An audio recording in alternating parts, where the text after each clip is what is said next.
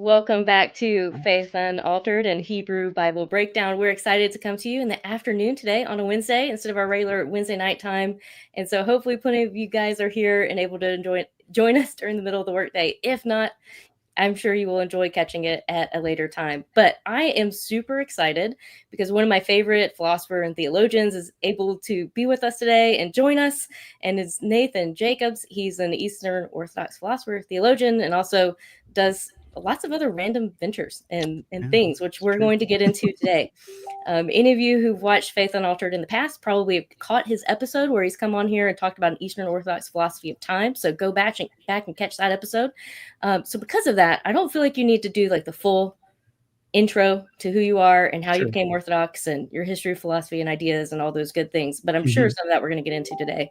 But I'm more interested in like how you got into these other ventures that like we're going to talk about, like Hollywood, film, storytelling, art, and how that kind of broaches our topic of the Bible and how you see those intersecting.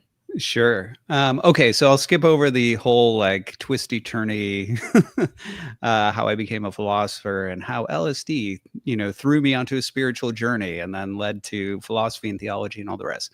And I'll focus instead on the art side, which actually answers that. So you can see some of my artwork behind me. So I was a art student, right? I was an artist at the Maryland Institute College of Art. When I was early on in my existential crisis, that was what propelled me into the study of philosophy and religion. And so once I left art school in order to go study philosophy and religion, during my master's years, right, while I was working on my master's thesis, I actually went and I took a job just really randomly working in the video game industry. So I was like, I don't want to do a normal job, right? Like that would be crazy. So I started just shopping my portfolio around to video game companies. And I thought maybe I could find one. And one actually hired me. So I was doing concept art, storyboarding, cutscenes. They taught me CGI, all that sort of stuff. Most fun I ever had at work. The best job I ever had in that sense. It was a lot of fun. Also not terribly meaningful, but it was a lot of fun. But that's also what sort of laid the groundwork for how I started bumping into filmmakers as I started moving around. Because when you're in academia, you go where the degree is, you go where the job is. And so I moved around a lot. I've lived in a lot of different states. And along the way, there was this time where, because of certain strikes in Hollywood, a lot of states like Georgia, for example, had offered these tax incentives to try to lure business out of Hollywood. And that's how you ended up getting, places like, Georgia, where you have all the Marvel movies shot, for example, because they were trying to lure people away for tax incentives. Well, a lot of different states were doing that. And that was during the time that I was moving around. So I kept on bumping into filmmakers, which was a little weird for me. I was like, I thought all you guys are out in California. Like, why are you in Michigan? Why are you in Chicago? Like, what is going on? And it was through those encounters that I would always, because I was always fascinated with film. I loved film. But I just thought, like, that's not a real job. People don't really do that, right? Like, that would be ridiculous to do that sort of thing for a living. But nonetheless, when I met people who were excited about it or working in it or whatever, I was fascinated. So I'd start to talk to them. And what I was surprised by is that I discovered that film is kind of a meritocracy. They don't really care whether you went to film school. They care whether or not you can do the thing that they need you to do. And there's a lot of stories like that, right? Like people who were originally just making YouTube videos and then get hired. And like one of my favorite stories is this 15-year-old kid who did like the Lego scenes for one of the Spider-Verse movies, which they didn't even know he was a kid. They just saw the stuff he was doing, and Sony reached out and they're like, hey, can you do a cutscene? Whatever team did this. And it's like some kid who did it in his bedroom after school. But I found that out, right? I found that out firsthand that filmmakers didn't really care if you went to film school. They cared what you could do. And so a lot of filmmakers who I met along the way were really intrigued with what I was doing in terms of the fact that, well, you're a storyteller, or you're a writer, you're a scholar, philosophy and religion, but you also like do cutscenes and you storyboard things and you think like a director. And they're like, I'd really be interested in working with you on something. And so that happened enough times that I eventually just couldn't resist trying it. So I cobbled together, this professional crew and a little bit of funding to do a short film. And then that went well enough that people were like, well, we do a feature with you if you'd want. And so I cobbled together a feature, and I just on the side, like I shot it in the summer. I edited it, during the school year and into the summer. And that was a college comedy that I did called Killing Poe, if people want to search that. Not terribly deep and meaningful. I mean, it's college comedy. But anyway, that was the first sort of thing that I did. And then in terms of like a big project. And then it was because of that that the Antiochian Archdiocese actually approached me. So this was around the time that I'd gone through my philosophical journey. I was now I was teaching philosophy, and I was, I was a convert to Orthodoxy. And they reached out to me because they were like, "Look, we heard about you. You're like this Orthodox convert, but you're also a philosopher and a theologian, and you apparently made a movie, and we want to just talk to you about, how we could utilize what you're doing to engage culture." And so they pitched me some ideas. I told them their ideas were terrible and pitched something else. And then like I ended up doing this documentary, Becoming Truly Human, which was on the Religiously Unaffiliated, which I'm guessing, Courtney, you've definitely seen. That's the rumor. Yes. So, so that's how that documentary came about. I was basically like, look, I'm not a documentarian. Like I work in narrative, but if I were tasked with doing a project like this is how I would do it. And anyway, I could talk about that project if you want me to, but that's how that project came about. They financed it. I took time off for teaching, and then additional time to promote it. It did a limited theatrical and things like that. And then while I was doing that, some people, it caught the attention of certain investors who were like, "Hey, we're interested in what you're doing." Actually, what happened first was I went and I screened it for the Metropolitan, of the Antiochian Archdiocese. And I sat there with him, sweating, going, "Okay, this is what you paid for. I hope you like I hope you like it." And he was like, "I'm obsessed with what you've done here. I want you to leave teaching and I want you to start, making movies." And I was like, "Okay, you're gonna pay me to do that, Your Eminence?" He's like, "No, but I will pray for you." And so I said, "Okay, well, I'll think about that then." But thankfully, I did end up bumping into some folks who were intrigued enough by what I was doing, and certain ideas that were in the works, that they were willing to back the development of projects, and I decided to do this crazy thing and step out on a limb and step away from teaching and risk it. Um, and anyway, that started to open up a whole bunch of different doors. I started to meet like Mike Flaherty, one of the founders of Walden Media. I ended up in Lionsgate Studios. I ended up at Kingdom Story Company talking with John Irwin. I talked with Sean Devereaux, who is this big visual effects guru who's worked on like 100 projects, all of which you've heard of. And it was just sort of like bouncing from person to person, all of whom were just kind of intrigued by this weird blend of like, you're a philosopher, you're a theologian, you're telling stories, but they're actually commercial and they're not art house projects. And like you're storyboarding them and you're doing concept art, and like, who are you? What are you doing? And so a lot of people were intrigued by that.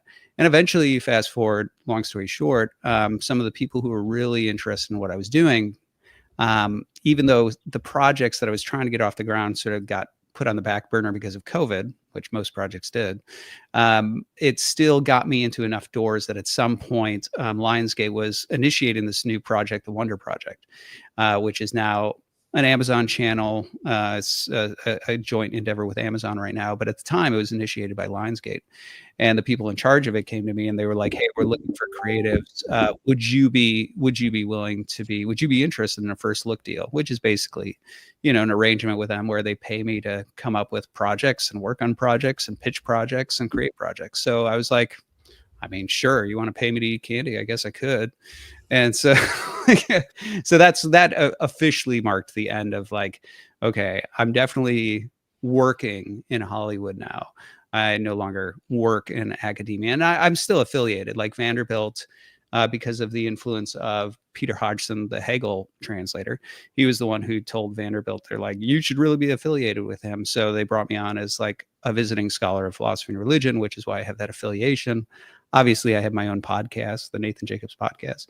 I still write, I still publish. I've got my Rutledge book coming out on Leibniz here. And Courtney, I hear you're familiar with some of my publications, so I have a few of those out there. But so I'm still balancing that sort of like that academic and public intellectual life. But how I pay the bills, what I do day to day is I'm writing movie scripts or noting movie scripts or working on projects or doing whatever it might be. So there you go. That's how that craziness happened. So what I hear is if we want to get a career in Hollywood, we need to have some hallucinogenic experiences while at art school, become a Check. Yeah. philosopher, and eventually, because of just the instability of the job market for professional academics, just keep moving around and rubbing shoulders with Hollywood that I way. couldn't have said it better myself. Yeah. That's Mhm. yes. This is one of the reasons why when people are like, so tell me, Dr. Jacobs, how do I get to where you are? I'm like, I don't think you're going to take the same road. If you get there, it's not going to Mhm. be the road I took because there's anything, my road is anything but, conventional. But that's my road. That's the story. Yeah, my first introduction to your work actually did come through, like you mentioned, Becoming Truly Human, and so your film work initially, not your, academic work, which I guess is like kind of the Mhm. merger of both. But Yeah, it is. I I personally was struggling through ministering to the religious nuns, like the spiritual, the Mhm. people who mark spiritual but not religious on religion surveys, and trying to figure out how to kind of help some of my youth, because I was a youth minister, from to stop prevent them from going down a path of deconstruction, beginning to Yeah. answer some of the questions that they were asking. And a lot of times, those questions that they're asking are the same questions that the spiritual but not religious will wrestle with. And Mhm. so, in my opinion, your Becoming Truly Human is indispensable for anybody who's doing youth ministry today. I think it's something they Thanks. should watch and wrestle through, because you get people asking real questions that a lot Mhm. of times your students won't feel comfortable to ask out loud in a Sunday school setting. Yeah. Well, that was actually one of the things that I loved about that project.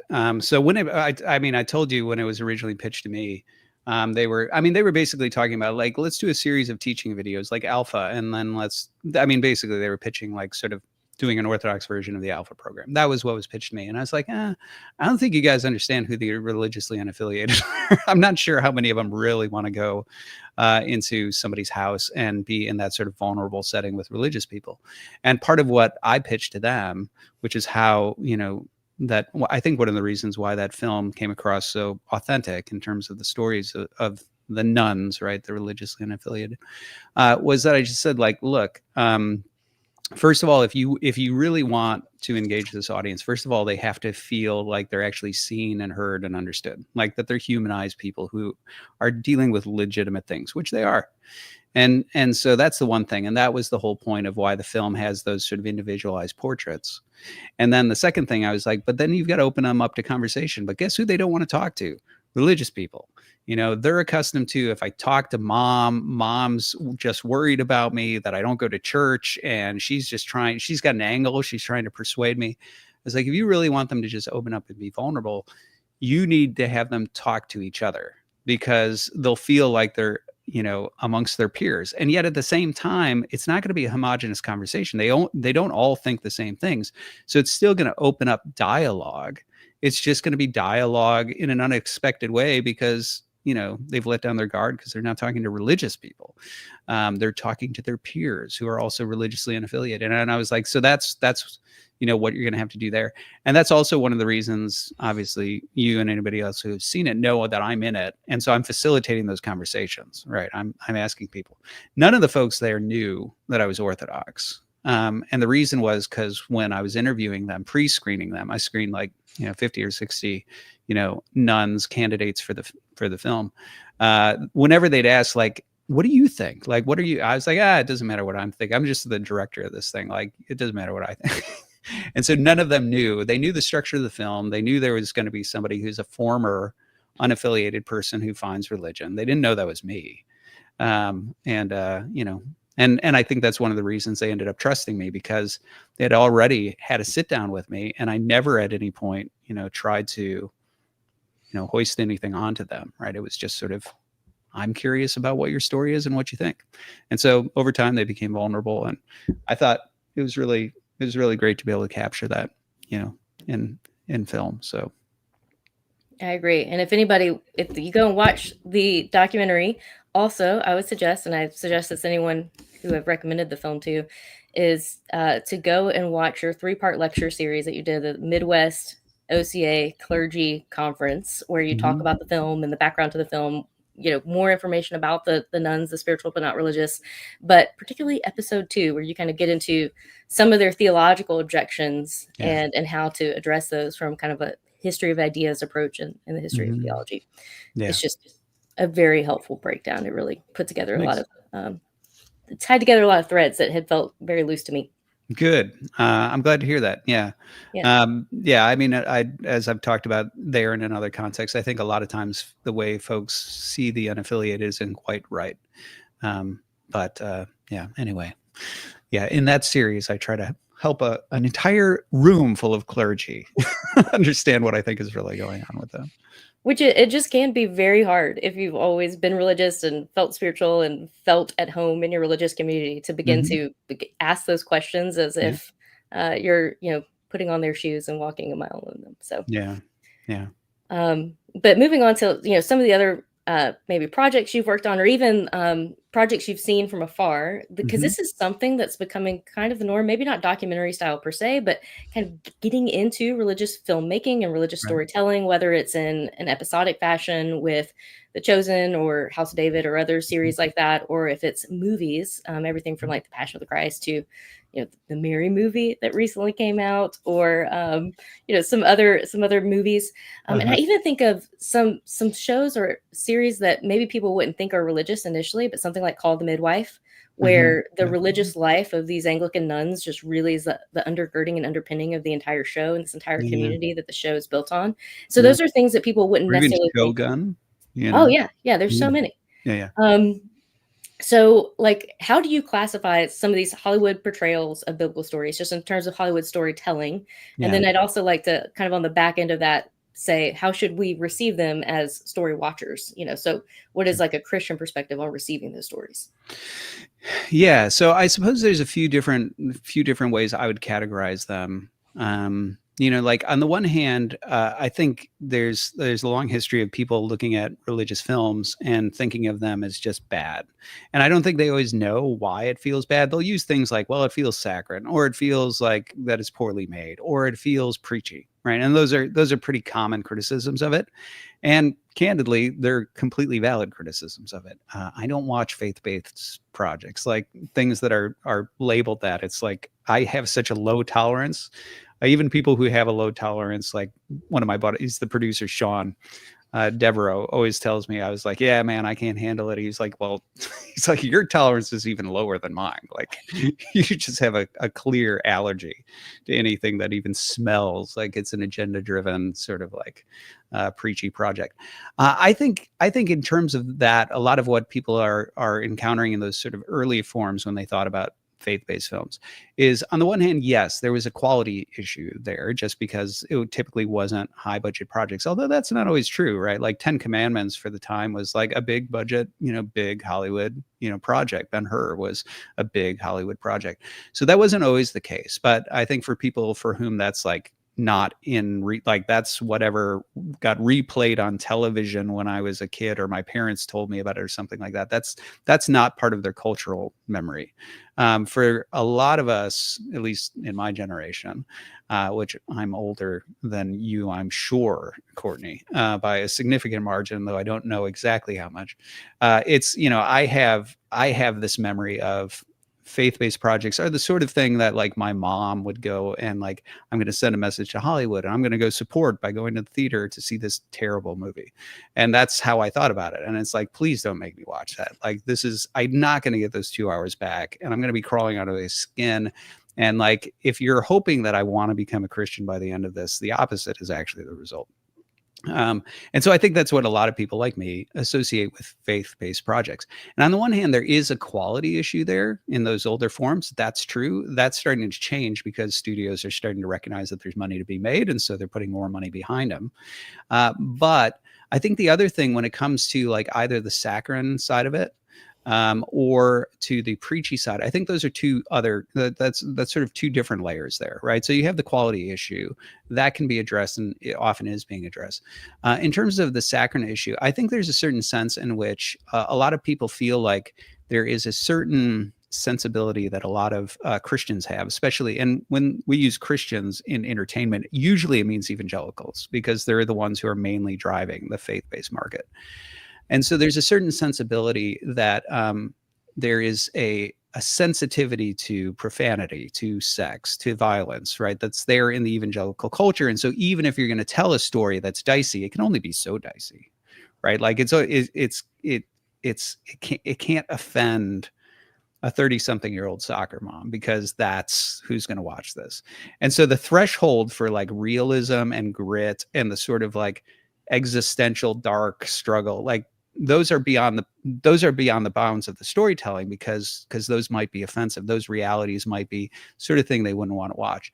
And so I think what you get is you get this constricting of what the storytelling is, which either gets you a really inauthentic version of that story when somebody tries to tell it, because we got to tell the sanitized version of it, or we just don't tell those stories. And so you've got to go to somebody else. You got to go to secular storyteller to tell those stories, which is really tragic.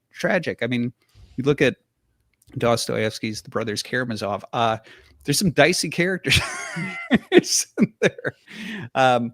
So there are wonderful stories. I have a very dark aesthetic, probably too dark. My godfather is worried. He's like, I think we need to find you a new muse, because I'm pretty sure your muse is a demon. But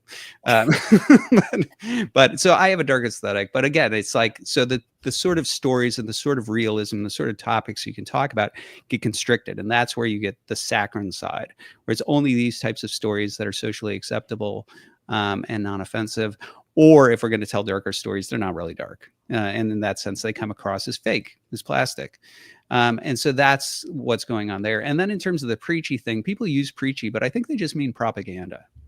And by propaganda, I just mean straightforward, like it's agenda first, right? Like there is a message I'm trying to tell you. There's a sales pitch I'm trying to make. Now, what's the story I can tell around that to get there?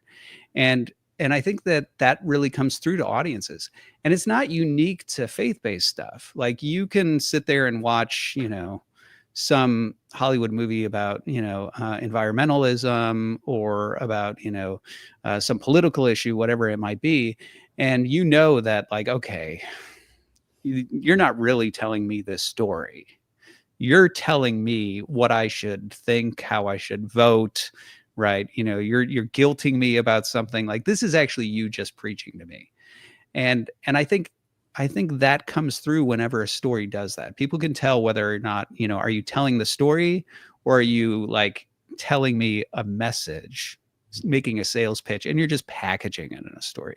And I think one of the things is that Christian filmmakers, evangelical filmmakers of a certain generation, what people think of as faith-based, have tended to be like, well, in order to be a Christian filmmaker, I need to be saying something that's Christian. I've got to have a sales pitch. I mean, otherwise, what am I doing here? Then I'm just a secular filmmaker. And that's why all of a sudden what you get is you get that, story first, message first sort of approach, which means you're doing propaganda. Like that is what you're doing. And people don't like propaganda. I mean, I'll just tell you, like, people don't like it. I'll just tell you, that's not the case. So I think those are sort of I think there's three different layers and three different problems there. Now, in terms of what's changing now, I think some of that's changing. Some of it has yet to change. I think Mel Gibson's The Passion of the Christ was one of those things that really blew a lot of people's minds, because it felt like it didn't fall prey to any of those issues. Like it felt like, okay, there was no holding back in terms of like, don't offend the soccer moms. Like this is a hard R movie. And not gratuitously. I know some people thought it was gratuitous, but like there is a case to be made that he's just portraying the brutality of what's really going on. So in terms of like that boundary lines that's like, you can't tell the story the way it really is, that wasn't there. In terms of the quality, well, it was Mel Gibson. He was Hollywood. Like, I mean, it doesn't get any more Hollywood than Mel Gibson. And so I think those two issues were immediately there. And then in terms of like the propaganda side, I don't think anybody felt like they were being preached at. They thought like, I'm getting an authentic portrayal of Mel Gibson's Catholic faith. Like it's very Catholic. I know that. But I didn't get a sales pitch that said, and now you go become Catholic, right? Like it's just like, this is just what the Catholics think about this, right? And so I think for that reason, that's one of the reasons why it hit so big with so many people, because it didn't fall into any of those pits, right? Like it dodged all those. Now, I think the problem is Hollywood has never understood that. And I know this firsthand from, talking to managers, talking to studios. Like, I've had meetings with Universal, for example, where they were like, okay, we want to move into the faith space. And like, and I've shown them a project and they're like, okay, It's really high end, super cool, totally get it, think it would work. Just think it's too dark. I was like, well, what was the part that was too dark? I think it was the part where they started sacrificing children to Moloch. I was like, oh, that part. Okay. I mean, I guess, I mean, we could get rid of the infant murder, but like, and so, like, I've seen it firsthand with Hollywood, where like they too are sort of projecting in the sense of, well, we can't alienate a certain audience. So if we go too dark, they don't want it. I had a meeting with managers where I was talking to them, sort of post House of David, which I'm obviously affiliated with. And I was talking with them about sort of my vision for how I would approach filmmaking and some of the things I just talked to you about with regard to Mel Gibson. And they were just like, I just don't know. I just think that, that America isn't ready for that. And they just want PG Bible stories, or something like that. And so Hollywood has in their mind that sort of thing. There's also just the fact that Hollywood in general is risk averse. And so, Mel Gibson works out, and then all of a sudden it's like, hey, let's throw some money at like Ridley Scott doing Moses. And then somehow in the room, and as comical as this is, like, I can see it. I've been in enough Hollywood rooms to know where they're like, no, it'd be great. What if like Moses, like, what if it's a head injury? And like, maybe we don't really know if it's God. Like maybe it's not a burning bush. Maybe it's a little kid that shows up and he's just pitching it to him. And maybe it's like, it's up to you. Like, was it really God? Like, or was it just a hallucination? Yeah, that'll go over great. It didn't go over great. Like that's, or, Aronofsky, and it's like, let's hire, an atheist Jew to do the story of Noah and make it about environmentalism.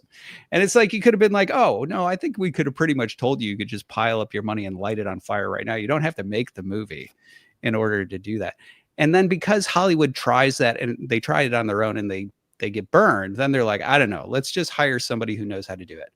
And in that sense, because Mel Gibson is like a guy who doesn't do that all the time, who do you turn to? Well, you turn to the people who have a track record with the faith-based audience, with evangelicals, and you continue to get the sort of PG style, soft PG-13 sort of stuff that is a base hit. Now, I think the thing is, like, Mel Gibson shows that if you do it right, if you avoid all those pitfalls and you do it, you have a massive audience. You probably have the biggest audience in the world. I mean, that's one of the highest grossing films of all time.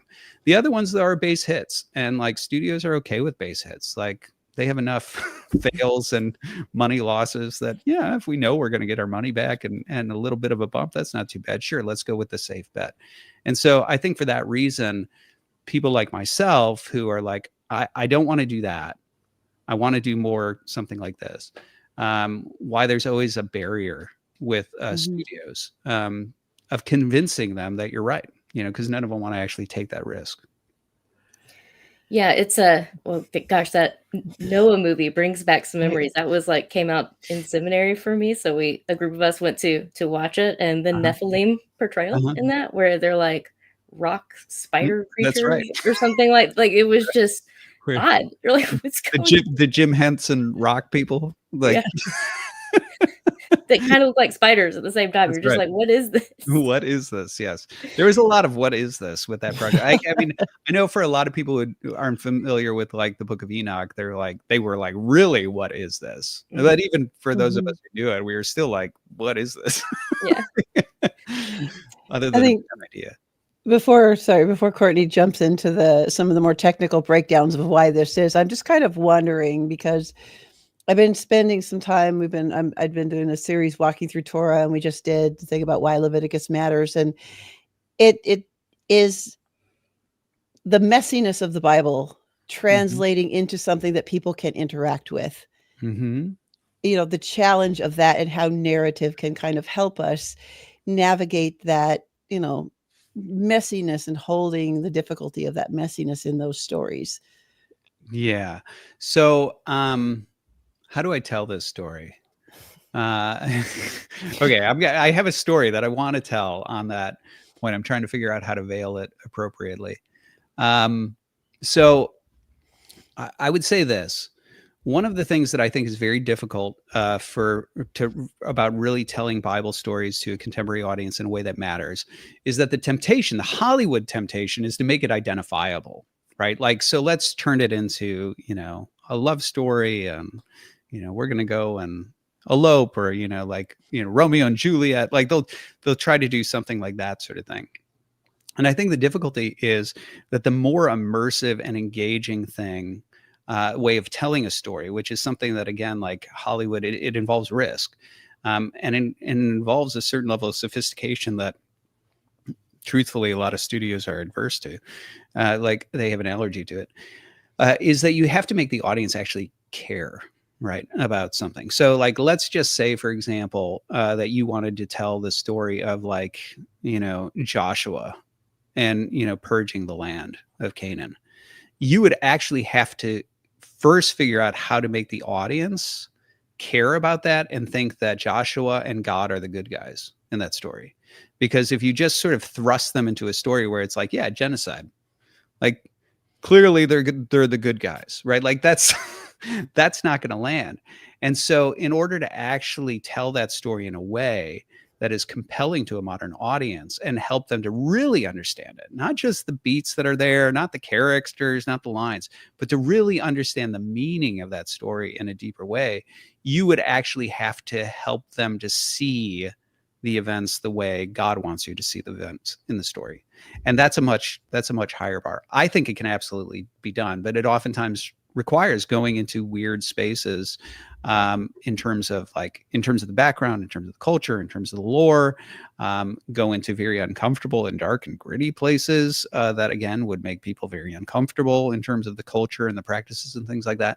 But I think that's sort of like the real thing that if you were to tell the stories the most effective, you would have to introduce them to that world the way the scriptures want you to see that world. And once that lens shift is there, you're going to have to let it be as weird and alien as it is. There's a sense, and I don't think that's a bad thing. A lot of people love Dune, but part of what they love about Dune is how weird it is. They're like, I don't know what's quite going on, but man, it's weird, and I just want more of this crazy, weird world. And so I think when you're talking about the sorts of stories that you're talking about, Amber, when you're talking about these Old Testament stories, allowing those stories and that world to be as weird and strange and, immersive, as it actually would be for us, I think is key. And I think that becomes an important part of the world building of it. And then also utilizing that world building to help people actually have the lens shift where they're like, yeah, okay, I think I actually do now understand what's happening in the story. And without that, I think you're just relying on, all you're doing is you're relying on the fact that you hope your audience believes the Bible. And they're like, well, yeah, obviously Joshua is the good guy because when I read the Bible, Joshua is the good guy. And that's probably not good enough. Yeah, I think that PG impulse, though, also exists, just kind of coming from someone who's led the evangelical space for a while with, but also it has a mind towards, the Old Testament and kind of the lament and the Psalms and all of that wrestling that goes on there. It exists even in the music that's produced for, like, Christian music, is to say, well, we know that we need to deal with a lot of these emotions that people are dealing with, but the only songs that we're going to really sing on a Sunday morning are those songs that give us a certain, lighter feeling to be happy about God or think good thoughts about God. And we just, I don't really know, generally speaking, how most people deal with those kind of deeper emotions or darker thoughts or darker episodes in the Bible. But I think a lot of times for most people in their real lives, they kind of just get pushed to the side. So it's not just like, maybe your muse is a little dark, but maybe some people need that muse to be explored a little bit in art, so they can see, like, Christians can actually think and reflect on these things, and it's something we can wrestle with. No, I mean, I think it is like my muse hopefully is not a demon, but like my muse, it is as dark as my aesthetic is. Like, I'm not suggesting everybody has to look. No, not everybody has to, or even should. Let's say my projects get made, the ones that I'm working on. I'm not suggesting they're for everybody, but I do think they are aimed at something that's really important, which is to say, like, if you're really going to engage certain aspects of the story, the stories that are there, you have to go into very dark places because the stories themselves are really, really dark. I kind of every night at dinner with my kids. We read the Bible together, and they've been wanting to go chronologically. Like, let's go through the whole Bible. I was like, all right, we're going to be here for a long time, guys, but if that's what you want, all right.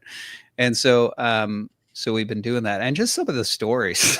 Like, oh my gosh, the shifting in the seats. I mean, and it, I mean, the funny thing, like everything from Lot and his daughters to, like, I mean, Sodom and Gomorrah itself is obviously, every beat of that story is like jaw drop. If you pause to think about what the actual events are, you're like, what? And it would, and if you think that's just an outlier, it's like, no, it's like story after story after story of like, what on earth is going. And you're not even to the book of Judges yet, or like Judges No, 19. yeah. Yeah. Oh yeah, buckle up, boys and girls. Like, it's gonna it's gonna get wilder. Yeah. So yeah, so I feel like maybe, Amber, this is a really good time to ask Joshua Davidson's question about your favorite untold story in the Bible. Since we're talking about, you're reading the Bible to your kids and all these good things. Wait, my favorite untold story in the yeah, like untold in film, or that's been adapted to screen. Yeah. It's easy to go to the Moses or the David. It is. Right. Okay, so I don't know if I can say that they're my favorites, but I'll say like a couple of projects that I wanted to tell. I mean, the reason I brought up Joshua is because I do have in the works right now, in development right now. And again, like, there's a lot of projects that go through the development stage and get stuck there. And so can't say for sure that any of these will get made, but I do really particularly love the Nephilim story, and the entire Noahic flood story and everything that's going on there. And so I have a project very much related to that.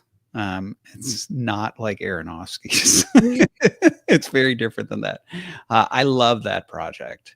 And I love that story. And I think there's right now a lot of deep fascination, sort of in the culture and online, about pre-flood cultures, lost technologies, all this sort of overlap and all these different stories about, peoples or gods that come and mingle with, women, and, all these sort of the sorts of things that are there in the Hebrew Bible, but also in other stories as well. And so I love that. I'm fascinated with that in a similar way as others. And one of the reasons I'm so interested in that story is because another story like the story of Joshua that I'd like to tell, or, the story of Moses, I think you need that sort of background. I think there's a tendency to jump into those stories, like the story of Moses, without understanding what's going on in terms of the gods of the nations, and in terms of like what's going on there, or in the land of Canaan, or whatever it is. And so I very much I'm really passionate about the idea of telling that story, from like the sort of pre-Noahic side up through like where you're into the story of Joshua, in order to actually see it in a new way, mainly because I think it's such critical background for all the things that follow after that, including David. And so, so that's an area where I don't know that I'd say it's my favorite untold story, but it's definitely my favorite of the projects that I want to tell. This is ridiculous. Am I actually going to say this publicly? I guess I will. I really do want to do like a Monty Python style version of Sodom and Gomorrah, and just tell that story without modifying at all, and just let the comedy and the hilarity of it be that, yeah, that's really the story. I have that project in the works too. Yeah, very different. That would be so awesome. I would be on board for either of those two. I can see the Nephilim one just instantly having just a million people who'd want to watch that, even if they aren't Christians, right, just because that's something everybody's talking about now. Yeah, that's right. But the Monty Python, that would be really funny. I could also see a Monty Python type take on Jonah, because it's pretty ridiculous when you're reading it in Hebrew. Jonah's awesome. Jonah is a great story. The satire in Jonah is amazing. Yes, I especially like when at the end he's like, when he's pissing and moaning. He's like, because I knew you were going to do this, because you're merciful and you're compassionate and you love people. you didn't so furious you didn't wipe out the Ninevites. Like, yes, that's a great story. That's a great one too. Yep. And it's, just to get a little bit of Hebrew Bible nerdy, since that's what some of our audience is here for today. Okay. There's this Hebrew verb shuv, which means to turn, return, or repent. But God can shuv in the Hebrew Bible. And it means that he, repents or relents of the judgment that he's planned because they've repented. And so in the book of Jonah, everybody shuvs except for Jonah. The only way that Jonah goes back when he should have been going towards Nineveh is because, the whale shoots by coercion. The fish shoots. So even the fish shoots in Jonah, but Jonah's just like, I'd rather get vomited up by this whale than actually go. Right. That's right. Exactly. Like the cows shoe, all the livestock shoe. Everybody shoes except for Jonah. And so yeah, no, that's really good. And I even think, so the opposite end of, all that breakdown that you just gave us of like the types of different Hollywood storytelling is also the reception by the audience, because there tends to be like just a wide range of Christian perceptions of Christian biblical portrayals, so there's everything for the, like, I'm going to love it because I'm a Christian and I'm just going to, just love it and want to have a t-shirt for every character and all these kinds of things, which is cool. Like, I'm cool with that too. So even if it's like bad and not good, in that category.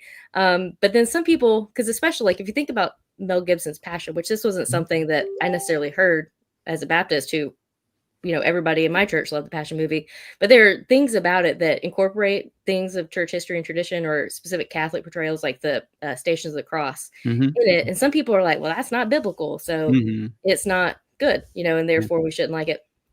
But then, there's kind of this other way that we talked about maybe like a month ago on our Hebrew Bible breakdown series. That's like, this is meant to foster our Christian imagination and to help us reimagine these stories in new ways so we can, inhabit them.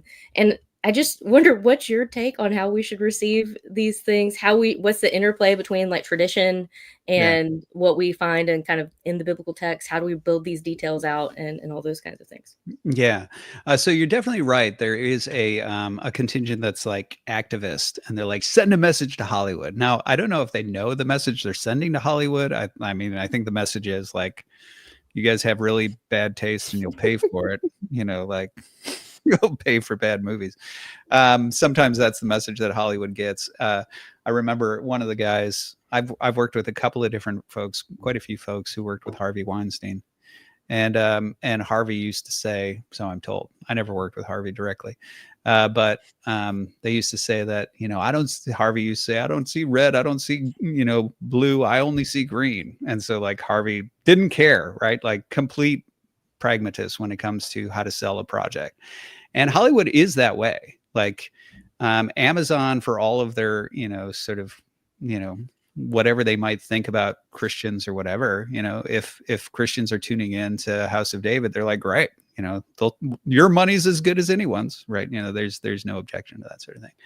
So I definitely think there's this, I'll support it if it's Christian contingent. And then I think there's other people like me who have an allergy to it. And it's like, oh, if it's overtly sort of like advertised as Christian, I won't see it because I just doubt I could stomach it. And I'm probably an overcorrector in that sort of way. But in terms of, the folks who are in between, I think there's a couple of different issues here. Like one of the things is that because I'm opposed to the sort of like propagandized thing, I'm definitely an art first sort of person in the sense of saying like, and this goes to the point that I was talking about how so often faith-based stuff is propagandistic in the sense of we've got a message, there's a thing I want to say, like this is the thing. And now I'm coming up with a story to sort of package it in, and that comes through. And like I said, that was amongst the many things that the Passion got correct, was that Mel Gibson was clearly not doing that. He was just sort of presenting his theology and doing that sort of thing. And so I clearly, because, I wasn't Catholic at the time, I'm not Catholic now. But I still love that project because I recognize it as good art and I recognize it as Catholic art, but I still recognize it as good art. And so I think when a project is done correctly, when it's done properly, it's able to be engaged and to be viewed and be recognized for what it is, which is a story told from a certain perspective and told well. I think Dostoevsky is very much this way. Obviously, I'm Orthodox. Dostoevsky's Orthodox, and so I resonate with the worldview that's there. But a lot of people who aren't Orthodox resonate with Dostoevsky because it just feels authentic in some way. And I think that sort of authenticity that says like this is a certain type of story being told from a certain type of perspective. I think there's nothing wrong with engaging projects in that way, where it's like, okay, let's look at this. This is an authentic story being told. But I do think that there's let's just say for a minute that check. It's good art, right? It's actually, actually is art. It's not propaganda. Check there, right? It really is just sort of telling a story from a certain perspective. It's committing to a certain reading of the text or whatever it might be. And so we've got high quality, we've got non-propagandistic, right? Like we've got, we've got these sort of check boxes going. I think once you've done that, like there's still a certain ethical boundary line to it. And this is the sort of thing that I've talked about, like in my podcast, where I talk about like Hollywood taxidermy, which is that I really do think there's a certain sense in which you need to recognize that certain stories being told are not your stories. So if I want to, for example, tell some sort of like fantasy story, and I've got the money to buy the rights to, I don't know, we'll say Tolkien, and I'm going to call it Tolkien because I know that that's useful from a marketing perspective. I'm going to say like, yeah, it's Tolkien. People like Tolkien, right? You like Tolkien, you'll pay to see Tolkien, right? But then I'm going to basically hollow out Tolkien. And I'm going to tell my own story, and I'm going to, change the characters, and I'm going to change the lore and all that. And in this sense, it's really the reason I call it Hollywood taxidermy is because you're taking something that's alive and thriving, you're killing it, gutting it, and then sort of like stuffing it. It's like this very Buffalo Bill, like I'm going to wear around the skin of this person sort of thing. And it's a horror show, and people hate that for good reason. And I think that's actually unethical because it's not really yours. You want to tell a story with dwarves and elves and build a world and whatever, then tell that. But if you're going to actually handle somebody else's material, then you need to respect the fact that it's not yours. And I think, legally you can do it. Ethically, I don't think you can. And I think the same is true when it comes to how much more when it comes to the biblical text. It's not yours, right? And so it should be handled the same way in which somebody like Peter Jackson was concerned with honoring the source material. You can disagree with how he read it. You can disagree with how he interpreted certain things, but he was clearly concerned with trying to do justice to it and be fair to it and uphold it and recognize it wasn't his. And so I think the same, how much more should that care be taken when it comes to something like the biblical text? And so I don't think the biblical text should ever be handled as just a vehicle for telling your own story, just a vehicle for, creating your own characters, just a vehicle for building your own world, any of that sort of stuff. I think that's actually unethical. And in that case, it's moving beyond sort of the typical unethical into like the blasphemous. So I think that's a very real danger. Now, that said, the biblical text, there is, if you're going to, as an artist, go ahead and deal with it and tell the story. Now, let's say you are going to honor the biblical text and you are going to honor it in the way it deserves, sort of gravity it deserves. The fact of the matter is that filling in those dots between the beats of the story is required. Like we take for granted, for example, when you're, reading a story that, okay, well, the Philistines show up and, they've got superior numbers and they've got giants and there's 40 days. Like they wait 40 days. Okay, well, why do they wait 40 days? Well, the text doesn't explicitly tell you why they wait 40 days, right? Like, and so now you actually have to, if you're going to tell that story in a way that's compelling, you actually have to dig into the question of saying like causally, why? Like motivationally, why? Like, why don't they just invade? Like, why are they letting Goliath do this? Why is Goliath concerned about this in the first place? And you start to realize when you ask those storytelling questions that there's a lot of gaps in the biblical text because the biblical text isn't a novel. It's not a movie script. It's not trying to answer those things. It's telling you these critical things that happen. related to what it's doing, but it's not giving you a fully fleshed out Dostoevsky style, story. And so if you're going to start to tell it in a way, you actually have to put flesh on some of those bones. And this is where I think it goes to the responsibility of a storyteller. If you're really going to do that well, there is a way of doing that in a way that honors the source material, which is to get to know, things like the actual ancient Near Eastern background, the actual culture, the actual scholarship, the actual lore. Maybe consider some of the traditions that have cared for this, like Jewish midrash or, church history or whatever it is, and try to come up with plausible ways of connecting that. Now, that's not going to give you a definitive answer oftentimes, because anybody who's dug into like rabbinic tradition knows there's lots of different traditions, because basically you have a bunch of rabbis sitting around going, well, why is this? And they're asking the same questions, and they don't all come up with the same answers. But if you're involved in that conversation, you're at least doing justice to the culture that has handed it down, the people who have practiced this. You're learning the ancient Near East, you're doing that sort of thing, and you're building out this world in a way that is plausibly in keeping with the connective tissue of the text. Then at least you're still honoring the text. You're deferring to something that is outside of yourself. You're deferring to the actual culture. You're deferring to the actual history. You're deferring to the actual religious traditions and so on. And I think that's how a person goes ahead and honors something like that, where you have to engage in some level of creative license.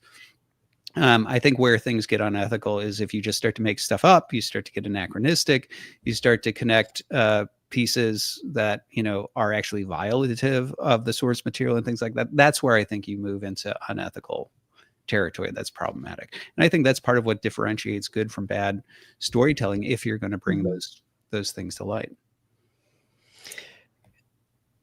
Sorry, well, yeah, I added that, just sparked another question, because like one of the things that we run into quite a bit when we're trying to interact and explain things in the Hebrew Bible, and anytime you touch anything that's outside of what someone's definition of canon is, and you go into looking at the pseudepigrapha, you're looking into Temple Judaism literature, you start looking at the early church fathers, and certain groups start freaking out because that's not the Bible. You can't use that in a Bible story. Like that balance of how do we hold this? No, we're not saying this is authority on the same level of scripture, but it still helps us fill in and guess at some of those gaps that are left intentionally by the biblical authors.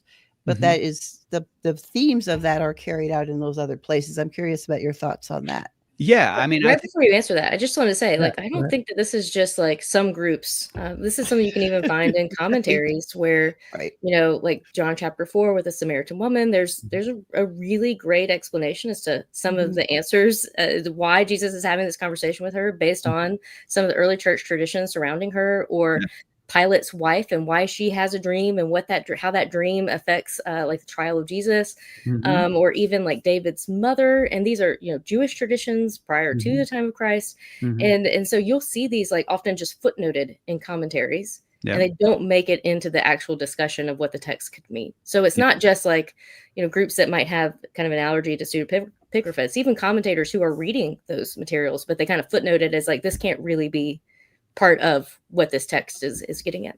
Yeah. And I think it's sort of an odd thing. So I think it's kind of this, I think it's largely a product. I mean, obviously it's a product of Protestantism and a deep concern for sola scriptura and not sort of adding traditions and things like that. But I think one of the things that gets lost in there, which is, I talked about this not too long ago. I did an episode on the Connectly sort of viral clip where an Orthodox guy was talking with Cliff and Stewart. And in there, at least part of what I talked about in there was just sort of like methodologically, let's put aside scripture. Like, let's pretend that we're not religious people with vested interests in in this religion. Let's say we just discover this religion, we'll call it the religion of Havnir. And when we discovered this religion of Havnir, we're like, okay, we've got a bunch of sacred texts and we're trying to figure out what they're doing. and I'm reading the texts, and it looks like, I mean, the best I can tell, right? Like it looks like these were the practices and these were the beliefs and things like that. But you know what we also found, which is really great, is we found like thousands of pages of writings from people who like lived in that culture and who like practiced the religion and who actually assembled those religious texts and knew the people who were the founders of it and things like that. That's a really great resource. We should read that too. And maybe that would help us understand the text, and I might discover like there's certain things the text sounded like it was saying this to me, but obviously it's not, because like nobody in any of these other materials we're reading thinks that, and what they do think is this, and that's actually really illuminating. And so like methodologically, that would be the obvious choice for how you for how you handle something, like just best practices as a historian. Like that's what you would obviously do. And you would never sit there and go, well, I'm going to read the text in isolation and then say that everybody else who lived it and practiced it and assembled the text is wrong, because clearly I understand this better than them who actually like lived it. And so on. Like nobody would say that would be obviously absurd. So methodologically, that would be an obvious choice. I think that the challenge is, of course, that Protestantism is predicated on this entire thing of saying like it was corrupted, church tradition is, unreliable, it went off the rails. And so we've got to get back to the text and we've got to read it because it's the only sort of safe haven of that sort of thing. And I think that's where you start to get the origin of this dichotomy between the reliable stuff and the unreliable stuff. Now, that said, I do believe in sacred scripture. I think sacred scripture is God breathed. I do agree. I do believe Paul on that, right? That's so I am of that mind, and I understand that there's a differentiation there, but to somehow then as a result have like a fear or an allergy to other early Christian literature or, other sort of, intertemporal literature or like intertestamental literature or something like that, really is to start to, I think, become an overcorrection where it's like, that's fine. Acknowledge the fact that the biblical text doesn't answer this question. Okay, good. We can all agree here that the biblical text says certain things and leaves certain gaps. And I think anybody who doesn't recognize that hasn't really wrestled with the text from a narratival perspective. Because I think really what you end up finding out is like the moment you start to, engage, the moment you start to engage with the text from like a narratival perspective, you start to realize how many holes are there in the narrative that really need to be filled out. That's why the rabbis are asking that question, being somebody who's been in a writer's room trying to figure out how you're going to flesh out the narrative. Like that's obviously the sort of thing, like there are gaps in there that you have to answer that the text doesn't answer. And so I think it's fine to acknowledge, well, the text answers this and it doesn't answer that. It's fine to sort of bracket in your mind that this is very clearly like a firm, unshakable commitment of the biblical text. And it's sacred, right? It's sacred scripture. And this is not, right? Like, and that this is sort of an explanatory gap that's being filled in. I think it's fine to make those sorts of differentiations, but the idea of being afraid to somehow look at the possible connective tissues, I think it's just the reality that you have to wrestle with those connective gaps. And that goes back to this thing that I had recommended about, Mel Gibson. I think at the end of the day, if you're going to be a storyteller and you're going to engage the biblical text and tell a story, you're going to have to make certain commitments. At some point, you're going to have to say, well, there's this theory and there's that theory. And, and at some point we're going to have to commit and actually tell the story from a particular perspective. Mel Gibson told the story of the Passion from a Catholic perspective. I disagree with aspects of that. That's fine. He's Catholic. I'm not, right? But it doesn't discount, the validity of that as a tremendous work of art that is, ultimately telling that story from a committed position. And I think that's sort of the key. Yeah, so I personally have wondered what is that like as we wrestle with the line between like what we call historiography today, some kind of like methodological, like this is fact, this is truth, and hagiography or church tradition. Like, what is a way that we can like philosophically think through how the ancients thought about truth or myth or symbol and these kinds of things when it seems like they're putting kind of unrealistic facts next to things that they probably think are true facts, and it's all in one story, Yeah. right? But that's just my, like, probably, a certain kind of framing I'm giving that question. But Yeah. Well, it's okay. So it is kind of interesting. I see two different sort of questions, at mhm, least embedded in that question, right? Like, because the one has to do with like how you approach it, and I do think again this is kind of an inversion of what happens when you look at the early church fathers and how they deal with it versus how sort of somebody influenced by Protestantism deals with it. So in Protestantism, because there is a skepticism about tradition and the reliability of what's been handed down, there's a tendency to go back to the biblical text in order to find something that's been lost. And so there's this presumption that we don't really know what Christianity is. It's buried somewhere back in that text and been muddied by all of this other stuff. And so that's why we got to clear away that stuff. And the more we can clear away, the better, so that we can get into the biblical text and really sort of use fresh lenses and see what we can discover, because it's been lost and it's buried. That's very different than the way the Eastern Church Fathers approach it.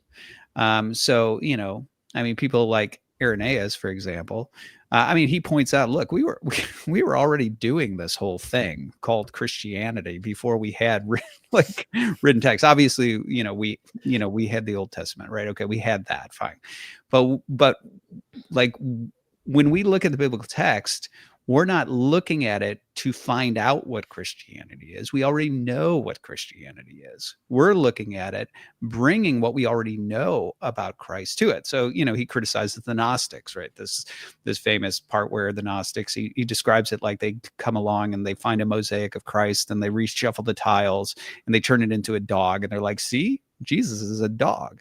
And Irenaeus is like, well, it's really fascinating that you can do that with those tiles. But I mean, the problem is we already know that Jesus is not a dog. And so, so he's like, fascinating though that is, that's not really terribly, that's not how we approach it. We're not approaching it to find out who Jesus is. We already know Christ. In a similar way, one of the analogies I've used sometimes when trying to help, at least in the past with students, to help them grasp this, I was like, well, let's just pretend that at some point, like you and I go into business and we start like doing business, and we never really go to the trouble of putting together like this operating agreement or bylaws or anything. We're just kind of doing business the way we do business. And whenever there's an issue, we send each other an email or we send a department an email or something like that. And at some point, we're sitting here going, we're getting old. And I think this company is actually going to outlive us. Like, I didn't think that was going to happen. Like, I really thought this was going to be a short-term thing, but it looks like the company is going to outlive us. We should probably like assemble some stuff for the people after us to know how to run the business. And so we start to print out all our emails and we bind them together and we put them into a book and we distributed them. We're like, here's our operating agreement. You can reference this for how we do business. And then at some point, some guy comes along and he sits down in your office and he's like, "Hey, so Dr. Jacob, I've been looking through the handbook here, and I noticed that one of the things we do is we do this here. This is how we do business." And you're like, "Oh, no, that's actually not how we do business. I mean, like, I understand how you could read it that way. Like, I get it." Right. Like, but no, that's not what that's saying. That's not how we do business. It's like, no, it is. Look here, and let me get out the dictionary and show you what this word means. And then I'm going to sentence diagram this for you. And then like, you'll see, like, clearly that's how you do business. And he's like, no, look, again, I understand grammatically or whatever, how you're getting there, but like, it's just not how we do business. That's not what that's saying. And then he's like, well, this is clearly a corrupt organization. I'm going to go start my own business that does it right. That's kind of like the difference between the way the church fathers see it and the way the others do. And this actually comes through in somebody like Basil of Caesarea in, I think it's his treatise on the Holy Spirit, where he draws the distinction between dogma and kerygma, which is like most people tend to think of like teaching and preaching. And they're like, yeah, like dogmatics, like where you have like the systematic theology type thing or something like that. And then what you preach. Whereas for Basil, when he's looking at that, dogma is actually the lived practices of the church. It's just what we do. And then kerygma is when we've gotten into a dispute with a heretic and we actually have to articulate what we do. And so the irony is that dogma was always just the lived faith of the church, which is one of the reasons he'll appeal to hymnody or to liturgy or things like that, because that was theology as far as they were concerned. It wasn't just this sort of limited, sort of written data from the apostles. And so I think there's, on the one hand, there's that sort of difference that's going on where the one group is saying, like, we approach the text not to discover what Christianity is, but we approach it knowing what it is. Like, we bring that to the text. Just like if I read my father's memoirs, I'm bringing to those memoirs what I already know of him. I'm not like, yes, I'll learn things about him, sure, things about his past that I didn't know, but I'm not bracketing everything that I know about him from experience. I'm bringing all of that into how I read the text. And so I think that's one, major difference that you start to find there in terms of how it's approached. So that's one of the things. Now, so I'm going back to your question here. So you brought up this question. The one had to do with, like, remind me, because there was a second point that I saw. Yeah, like that relationship between hagiography and historiography. Were they doing that thing? Because some people will kind of dismiss them, or, I mean, I'm not gonna lie, some of the stories, if you read them yourselves, they sound kind of improbable. Like, right. I don't know, somebody jumped into the ocean and then was taken by a dolphin to some other place, Sure. and something like that. Yeah. So I mean, I think on that point, in terms of like the things going on there with hagiography, I would say like a couple of things. First of all, in terms of hagiography, it's not treated at the level of scripture. Like, so there are a lot of traditions that are commemorated, but I don't think anybody really sort of, first of all, it's not like the whole of the faith hangs on, whether or not this story and tradition is there. It's not sort of elevated to that level. But also, and so I think there's that. And there's clearly stories, like you can look at certain, Nicholas of Myra ends up being like conflated with other, Saint Nikolai, at the time, right? That, and some of the stories end up being sort of meshed together. And so that's acknowledged, that happens within tradition. But again, it's not as if these things are what the faith, sort of lives or dies on. But I will say this, when it comes to that sort of threshold that you're talking about plausibility, I have noticed that there's something that happens sometimes with folks where, I took a bunch of students, Protestant students, to a monastery once to teach an early Christianity class. And the idea was, we're going to be at a monastery, living in a monastery for a couple of weeks, and, experiencing the whole thing while reading early patristic texts, right? And they read the life of St. Anthony. And I remember thinking it was so humorous to listen to them sitting there, like, talking amongst themselves when they think I'm not listening, like snickering about, like, man, I mean, this is crazy, man. This is like comic book superhero stuff here, the St. Anthony. And the things that they're naming about the life of St. Anthony, for example, it's really just the sort of thing that it's like, it's no more implausible than anything that's in the Bible. But the difference is, you have this thing that says, like, well, if it's in the Bible, it's true, no matter how fantastical. But the second we step out of that, you're a modernist skeptic, aren't you? Mm-hmm.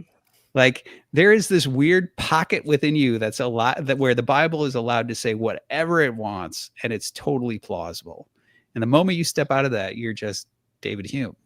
Like, what? Like, it's really sort of wild in that way. And I do think when it comes down to it, and philosophically, this is something I've talked about miracles in a few different contexts on my podcast. Just recently, I talked about it. But I think one of the things when it comes to miracles, I would say a couple of different things are there. The one is that sometimes we have a tendency to confuse our sort of our disposition toward something being plausible or not with whether it's rational. And so this is sort of thing that William James talks about, when he's talking about that certain things just strike certain people as plausible or implausible, right? And they confuse that with it being rational or irrational. But really, that's a pre-volitional, like, this is either it connects with you, it's viable, or it doesn't. And that's one thing. And then also, one of the things that Peter Berger, a sociologist, who's dealt with like epistemology stuff and specifically sociological epistemology, he's pointed out that a lot of our sort of the things that we find plausible or implausible are culturally conditioned, that largely because we are social animals, that what we find plausible is determined in many ways by what we see other people finding plausible. And so like where our boundary lines are oftentimes determined in those social ways. Now, somebody like Berger is not suggesting that means that there's nothing rational. He just says like you just shouldn't confuse a rational judgment with this sort of dispositional, sort of predispositional, pre-volitional, pre-rational judgment. And I think you can see this in a variety of ways. Like you can see this with somebody like Joe Rogan, who on the one hand, he'll sit there and if you bring up God and intelligent design and things like that, and you start to talk about it, he'll be like, I don't know, man, God, like he's really sort of skeptical. But then if you're like, man, but humans are just too advanced, so we must have been intelligently designed by aliens. He's like, totally, like 100%. And it's like, well, why? Why, Joe? It's the same argument. Actually, one is more compelling because God actually contains an explanation for his existence within himself, whereas the aliens don't. But but it's the same argument. And the reason is because Joe has a materialist disposition. And so an organism designing you is more palatable to Joe than a spirit because he doesn't have a concept of a spirit, right? Because he's skeptical in that sort of way. But that's not actually a rational judgment. And that's just his sort of like materialist mechanical philosophy, post-enlightenment sort of disposition. And so I would just say that with a lot of people, when it comes to like judging hagiography or stories like that, there's a real need to just sort of like be suspicious of our own dispositions and recognize that a lot of times those sort of reflexive tendencies to respond to something as plausible or implausible isn't as rational as we take it to be, and actually be willing to sort of like put it in pause and put it in check and actually assess. Now, I don't say that in order to say that every hagiographic tradition is, true. It's just to say that like finding it implausible doesn't suffice to actually say that it didn't happen or that it's even irrational. So that's what I'd say there. Just one last thing, circling back to one of the things that I talked about with regard to the approach to tradition.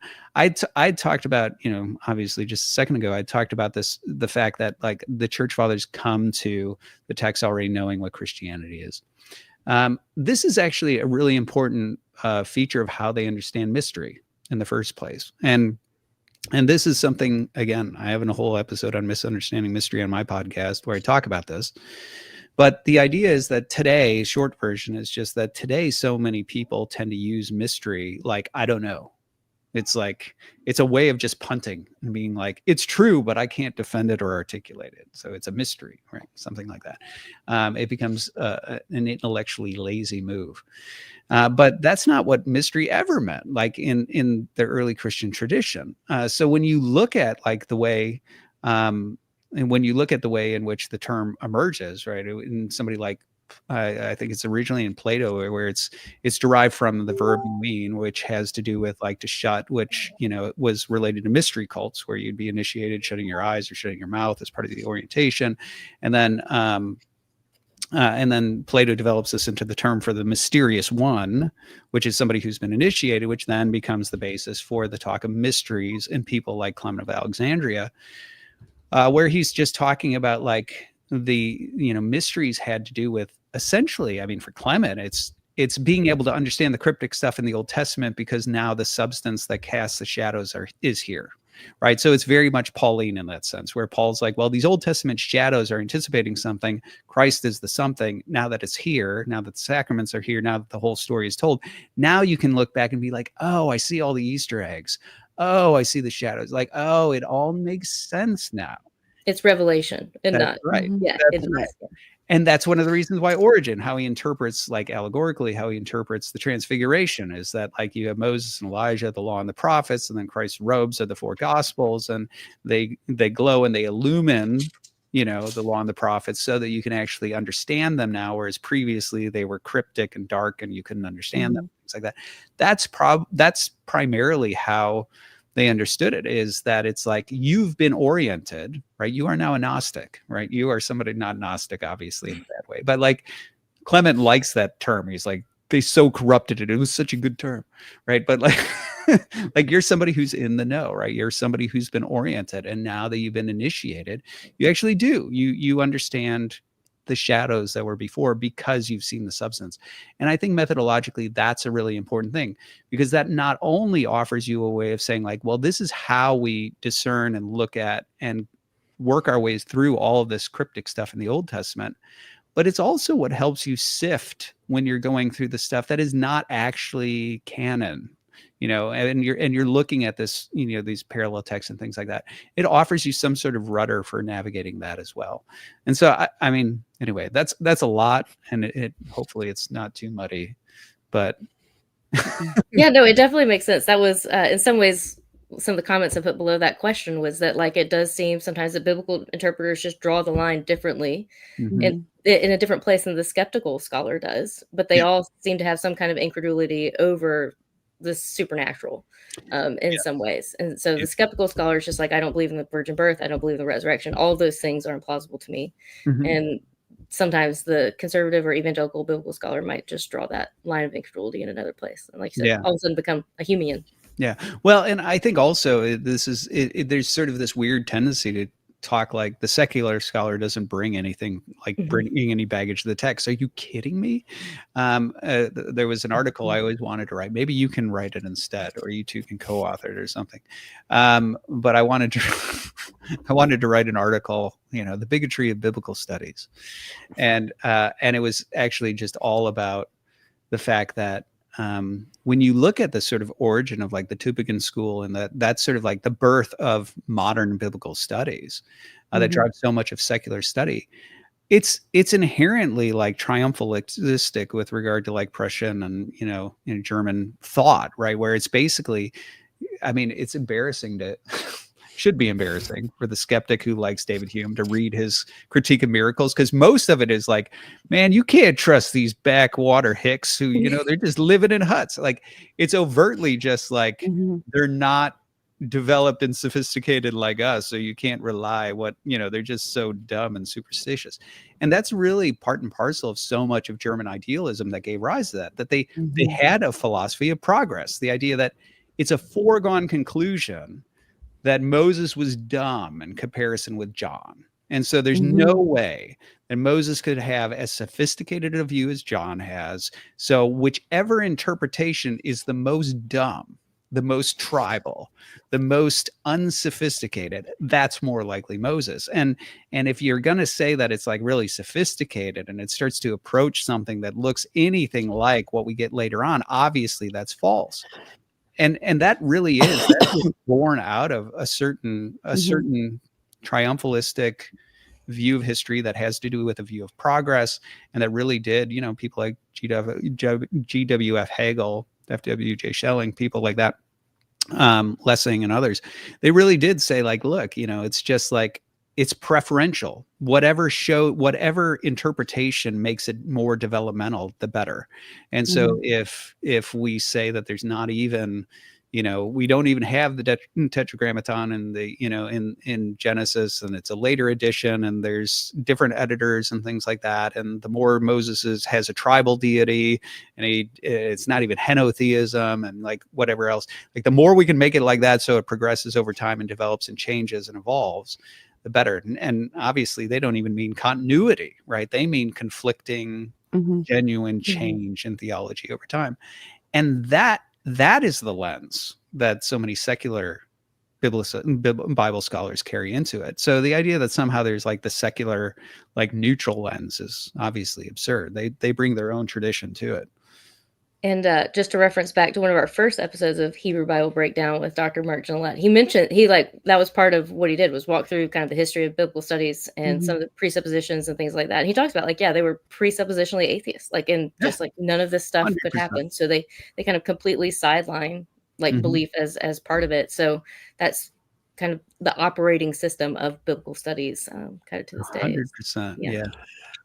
Right. Well, I'm wondering, because we got this really great question from Spencer, but I want to kind of try to bring us back around a little bit to get to Spencer's question, because we are seeing, I think, maybe playing out in what's this tension of storytelling and how it's, how do we tell good stories biblically? There is Spencer, I'll just put it up here. So, question for Dr. Jacobs. Is there a relationship between faith-based PG storytelling impulse and the deconstruction movement? Because we've deconstructed from so much of the basis of the tradition and the history of the faith, and going back to rediscover it, and now sanitizing these stories to be told in these contexts. Like, I would really, with Spencer, I would really love to hear your thoughts on this. Yeah, I think there probably is, to an extent. Yes. So here's one of the things that I would say on this point is that I do think there's a sense in which the depth of the person telling the story comes through in the story being told. Right. So one of the reasons why Tolkien feels so deep is because he's a linguist. And so he's somebody who understands language. Understands the relationship between language and culture, fairy stories, all this sort of stuff. And he obviously spends a lifetime just building a world such that you feel those layers, right? You'll step into a scene and you're like, I don't know. Yeah, I'm pretty sure everybody in the scene knows something about some history and some people and some battles and some stuff that happened here that I don't know what they're talking about. But clearly there are layers upon layers upon layers of soot built on, that this scene is standing upon. And you just feel that with Tolkien. His depth comes through, his sophistication comes through. Even with Lewis, where he doesn't build out his worlds as thoroughly as Tolkien does.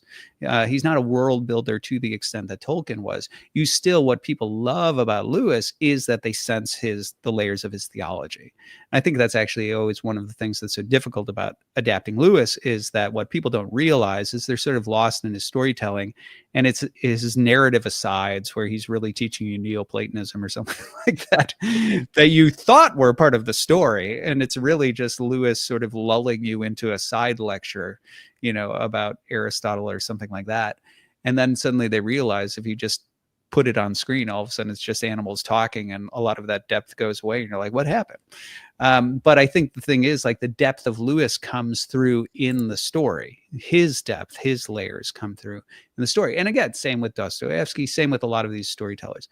And so I think the contrast, of course, is if the storyteller is superficial, right?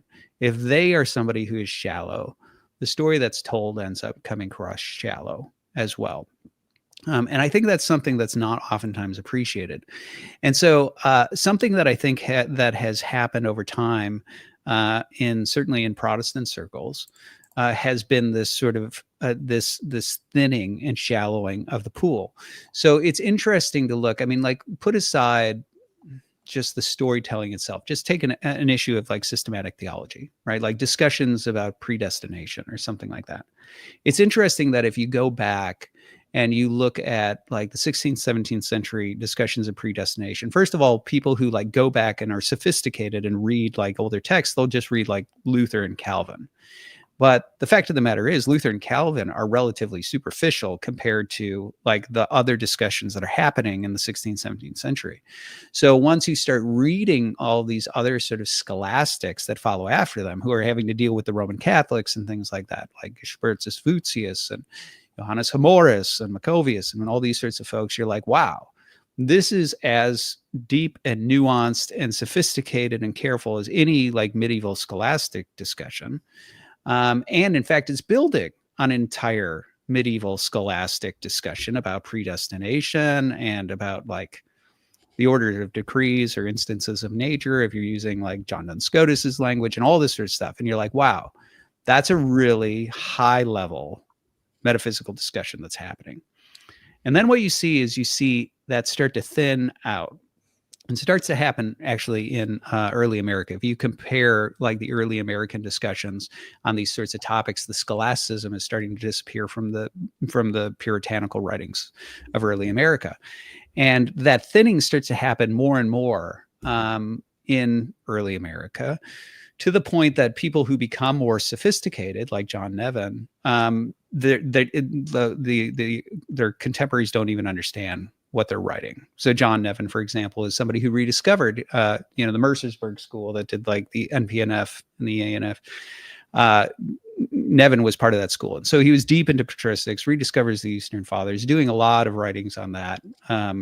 and the Mercersburg Review and all this sort of stuff, very sophisticated stuff. And then somebody like Charles Hodge reads them and he doesn't even recognize the stuff. He's like, I don't know. He must be some German idealist, Hegelian or something like that. He doesn't even have a category for understanding what's happening anymore and that sort of thing. And so soon what happens is you get these thin down, discussions until you just have like, now the version is like, well, are you a Calvinist or are you an Arminian? And then that becomes just like this simple dichotomy, and all the nuances about different types of necessity or causality or things like that starts to fall away. And you get this more and more sort of like superficial version of that. And I think you even see that in a lot of the discussions, like about what differentiates Protestantism from Catholicism, like the early disputes about justification by grace through faith alone and things like that. They were disputes having to do with merits and demerits and transferred merits and, prevenient grace and all this sort of stuff.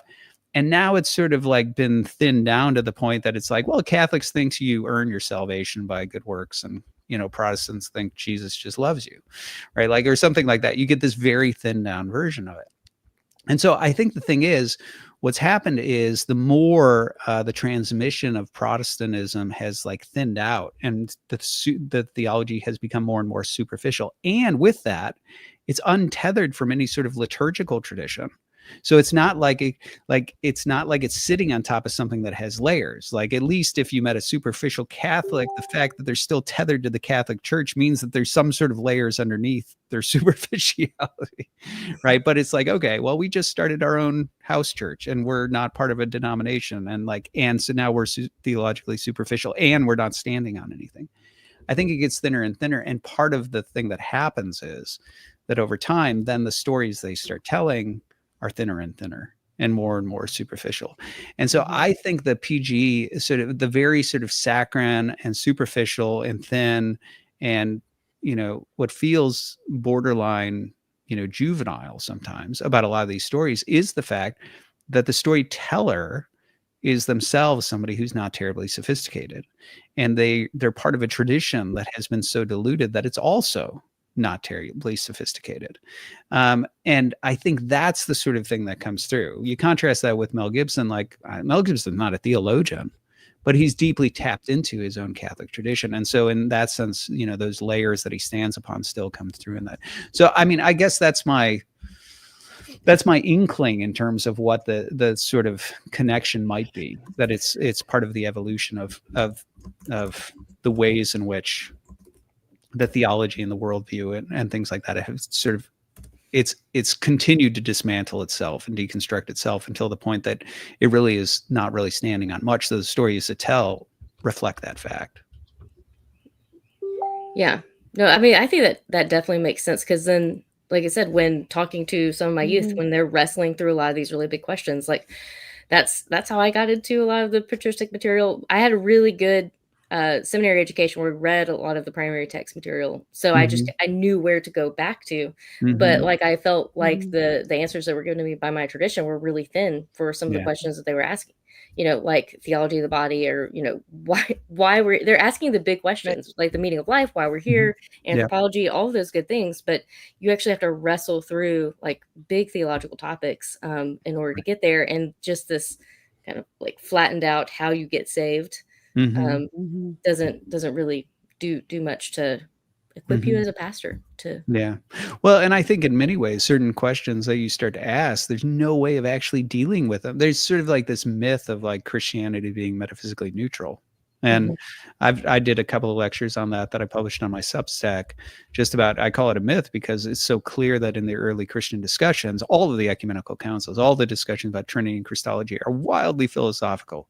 And they have very clear philosophical commitments that are in the Nicene Creed. Like there is no way to read those and say that it's philosophically neutral. Like, this is not like, oh, we have these commitments and then whatever philosophy you want. But also, I think one of the things that, certain topics that you yourself, Courtney, are interested in, right? You brought up, I know that you're interested in the topic of theophany. And so it's like, okay, you're going to ask the question, like, are the theophanies God or are they not God? Well, what you'll find very quick, as you found very quick, is the moment you start digging into those questions, you start to discover that there are all of these metaphysical questions about the transcendence of God, about divine mutability, about, shifting accidental properties, about the essence and the energies and things like that. And there really is no like, well, let's Time. dodge the metaphysics time, right? Yeah. Let's dodge the metaphysics of it and just start, just talk about what the biblical text says, because it does actually require that to really wrestle with the biblical text and those sorts of questions inevitably just plunges you into these metaphysical waters. You have to deal with them. There's no getting around it. I saw this once. I remember there was a lecture given by someone. I'm blanking on who it was, but it was sent my way. Somebody was asking, was it Peter Lightford? Anyway, they were espousing like, well, we should get rid of like the Chalcedonian Christology, and what we should replace it with is, just the Johannine Christology. And they were basically just sort of like arguing that this sort of biblical theology that's driven by the Johannine text. And the natural question is like, okay, well, how should we read this Johannine theology? Is he like one person, or is he two? Is he divine and human? Is he like, and you start to immediately, what starts to emerge if you start to ask questions of the biblical text is you start to ask all the philosophical questions that you have, that Chalcedon and the rest of the ecumenical councils are asking. So this sort of like fantasy that somehow you can just like, well, just stick with the biblical language and like trust that that's answering the questions sufficiently without asking any follow-up questions that would take us into philosophical territory. It doesn't work. It doesn't happen. It's not possible. Everybody does metaphysics. It's just a question of, do you do it well or do you do it poorly? Do you do it knowingly or do you do it where you're fumbling around in the dark because you don't know that you're, engaged in it? But there's no avoiding it. You can't just like not do it. And like you were saying earlier, it's like just because we've kind of been inheritors of a certain type of metaphysics, then whenever we hear a certain interpretation or a certain like view, it just automatically sounds implausible, even if we haven't thought about our philosophy or thought about our metaphysics, because like we're standing on the heritage of those ideas. So if the question of like, is the angel of the Lord Jesus, which we've talked about on this channel before, I think that I'm just really interested in theophanies and the Trinity in the Old Testament, all those good things. You guys, I got accepted to PhD program this past week, so I will be starting the program in August, which will be pretty fun. But some people immediately, and biblical scholars, Christians in the Christian tradition, this is not just a modern problem. This is a problem that goes way back. But it's like the time traveling Jesus. Like, how did Jesus do that? If he became incarnate at this one moment, how does he time travel? And like, so that's kind of how they throw it at you, as if it's like incredible. Like, it's not credible. It's an implausible view. But that's just like you were saying, kind of a pre-rational reaction to it, even if they haven't thought about metaphysically what they're kind of asserting there. Yeah. 100%. And I think you see this in all sorts of discussions. I don't think a lot of people appreciate how often metaphysical issues come up, like in polemics, like the Reform polemics against the Lutherans about real presence and things like that. So many of those had to do with, like, at least one of the standard polemics had to do with the idea that a body can't be in more than one location at once, right? And that was just sort of forwarded as, a premise. Of course, Francis Pieper is just like, well, difference between the Lutherans and the Reformed is we believe the Bible and they don't, right? But anyway, but like those are always things that, inevitably it always comes up in that put down is as old as time. We believe the Bible and you don't. And I'm laughing really hard because I grew up in the Restoration Movement tradition, Alexander and Thomas Campbell and Barton Stone, and I'm a survivor of that, right? And grew up with this understanding that hermeneutics, because they developed their hermeneutical model from the teachings of Francis Bacon and his scientific method. And so talk about a carved up Thanksgiving turkey. Oh, yeah. And so when I went and entered seminary, and I got confronted with with Dr. Ray Lubeck and forcing me to get out of that dynamic, that was a tough transition to make. So, like understanding the narrative and the theme and why. So like, that's why we spend so much time on narrative on my channel and here on Hebrew Bible Breakdown, because that, I think, helps us transcend some of those communications about some of the metaphysics and things like that. So I think it's helpful. And if you don't know, Ray Lubeck was Right. Tim Mackey's mentor. Yeah. So their kind of method of interpreting narrative, scripture, literary approach to the Bible. Right. That's what she's talking about. That kind of broke her out of the well, it doesn't say this. Yeah, well, and that entire sort of Francis Bacon like scientific method. I mean, it's an outgrowth of the Enlightenment. It's an outgrowth specifically of the empiricist school. People like John Locke, who were like, look, the biblical text is the one thing that's inspired. So as we're trying to we can't trust the other stuff, but we can trust this. And so if we can dissect it in a way where we're very clear on what the data is, then at least we have, building blocks to put into our sort of, our rational system here. And so that was very much just part of an Enlightenment project that had a really idiosyncratic approach to the biblical text. It made sense to a lot of people who are born out of a Protestant, Western, modernist framework, right? It made perfect sense to the rest of us, but it's wildly idiosyncratic in terms of I mean, it does not fit at all the ways in which ancient people handled these texts. I don't even think it fits at all in terms of how science itself conceives of its own knowledge making process now. My husband, he's a scientist and he's a cancer pathologist, and he's like, there is no way to teach someone by a book how to identify that this is a cancer cell. The only way to do it is to entrench yourself in an epistemic community of people who've been trained how to see it and how to identify it, and they show you how to see it and identify it. And you just look at slides over and over and over again. And to me, those slides look like nothing because I'm not trained to notice the difference. But to him, they look like something. But you can't write it down in a book because you actually have to be looking at it at the same time that you're engaging in it. It's just somebody who's trained ahead of you who points at the thing and says, that's a cancer cell, that's not a cancer cell, you look here, you don't look there, and all those kinds of things. So they're submitting to a traditioned community that is the holder of knowledge, and all of his interpretation, all science data is interpretation, and it depends on the training of the interpreter as to the effectiveness of the experiments and the experimental relevance that comes out of that. So, I think this goes to an area of epistemology that makes a lot of people uncomfortable, but it's demonstrably true, which is that our ability to see certain things changes as we change. And so like anybody who's learned to play an instrument, for example, knows what it's like to be like, oh, I love this band and this song, and it's so brilliant, and I can't wait until, I get good enough at guitar in order to, play this song, right? To learn this song and play it. And then as you get better at your instrument, suddenly you start to see, oh, that band that I thought was so great, they're actually pretty mediocre. And this other band that I didn't think was great, I'm realizing is really great and brilliant. And all of a sudden your lenses start to shift, because as you're growing, as you're actually developing, right? We were using Aristotelian terms, that potential is moving into actuality in terms of that actual, that art within you. You're actually able to see reciprocally, things more clearly. And obviously this is part of virtue epistemology as well. The idea that the more virtuous I become, the clearer I am epistemologically.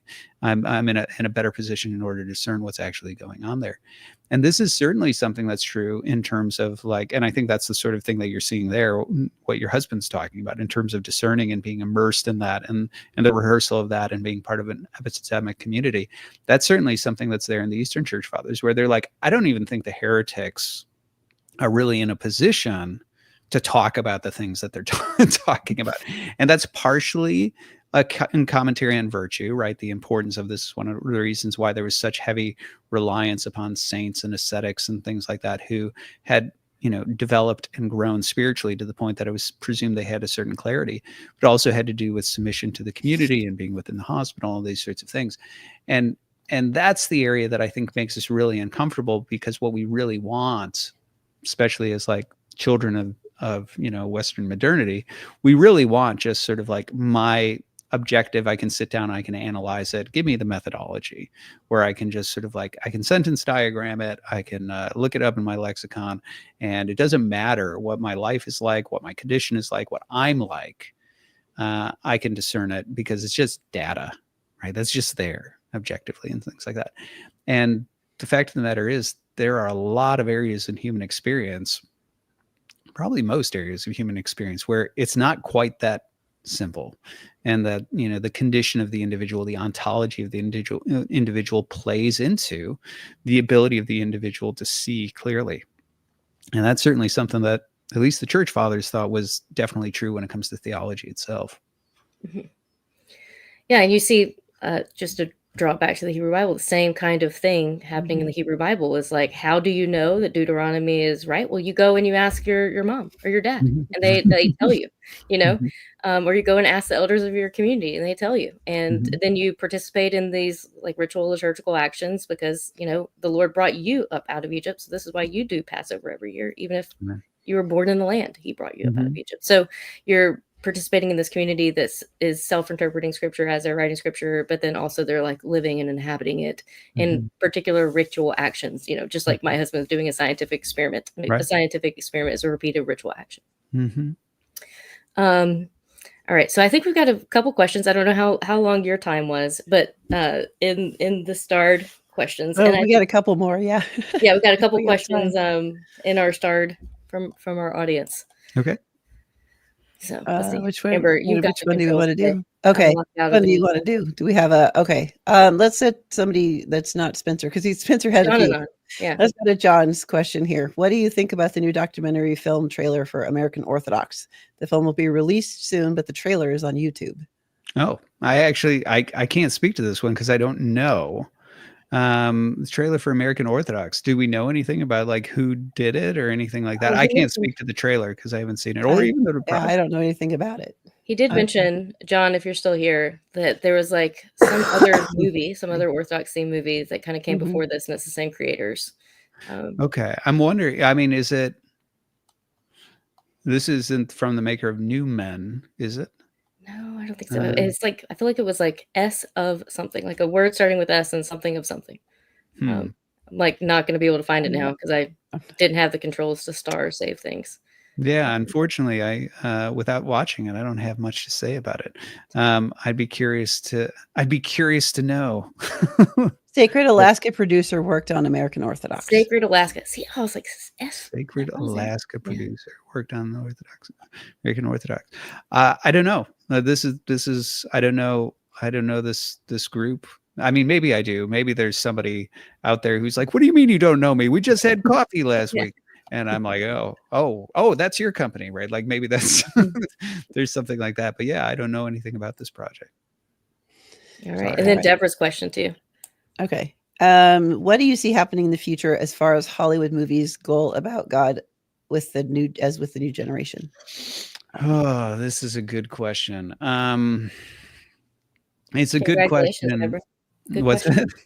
Say congratulations, Deborah. You got a good question. Congratulations, Deborah. You have a good question. Well, it's a good question because it goes into this territory that I really don't know. I mean, I can speak a bit about what I see happening behind the scenes in the Hollywood conversation. There's a really big question about what's going to pan out. So I do know that there's a group with Universal that has been tasked with, sort of doing faith stuff, because there's a lot of different places that are like, okay, there's money to be made with faith. That space is hot right now.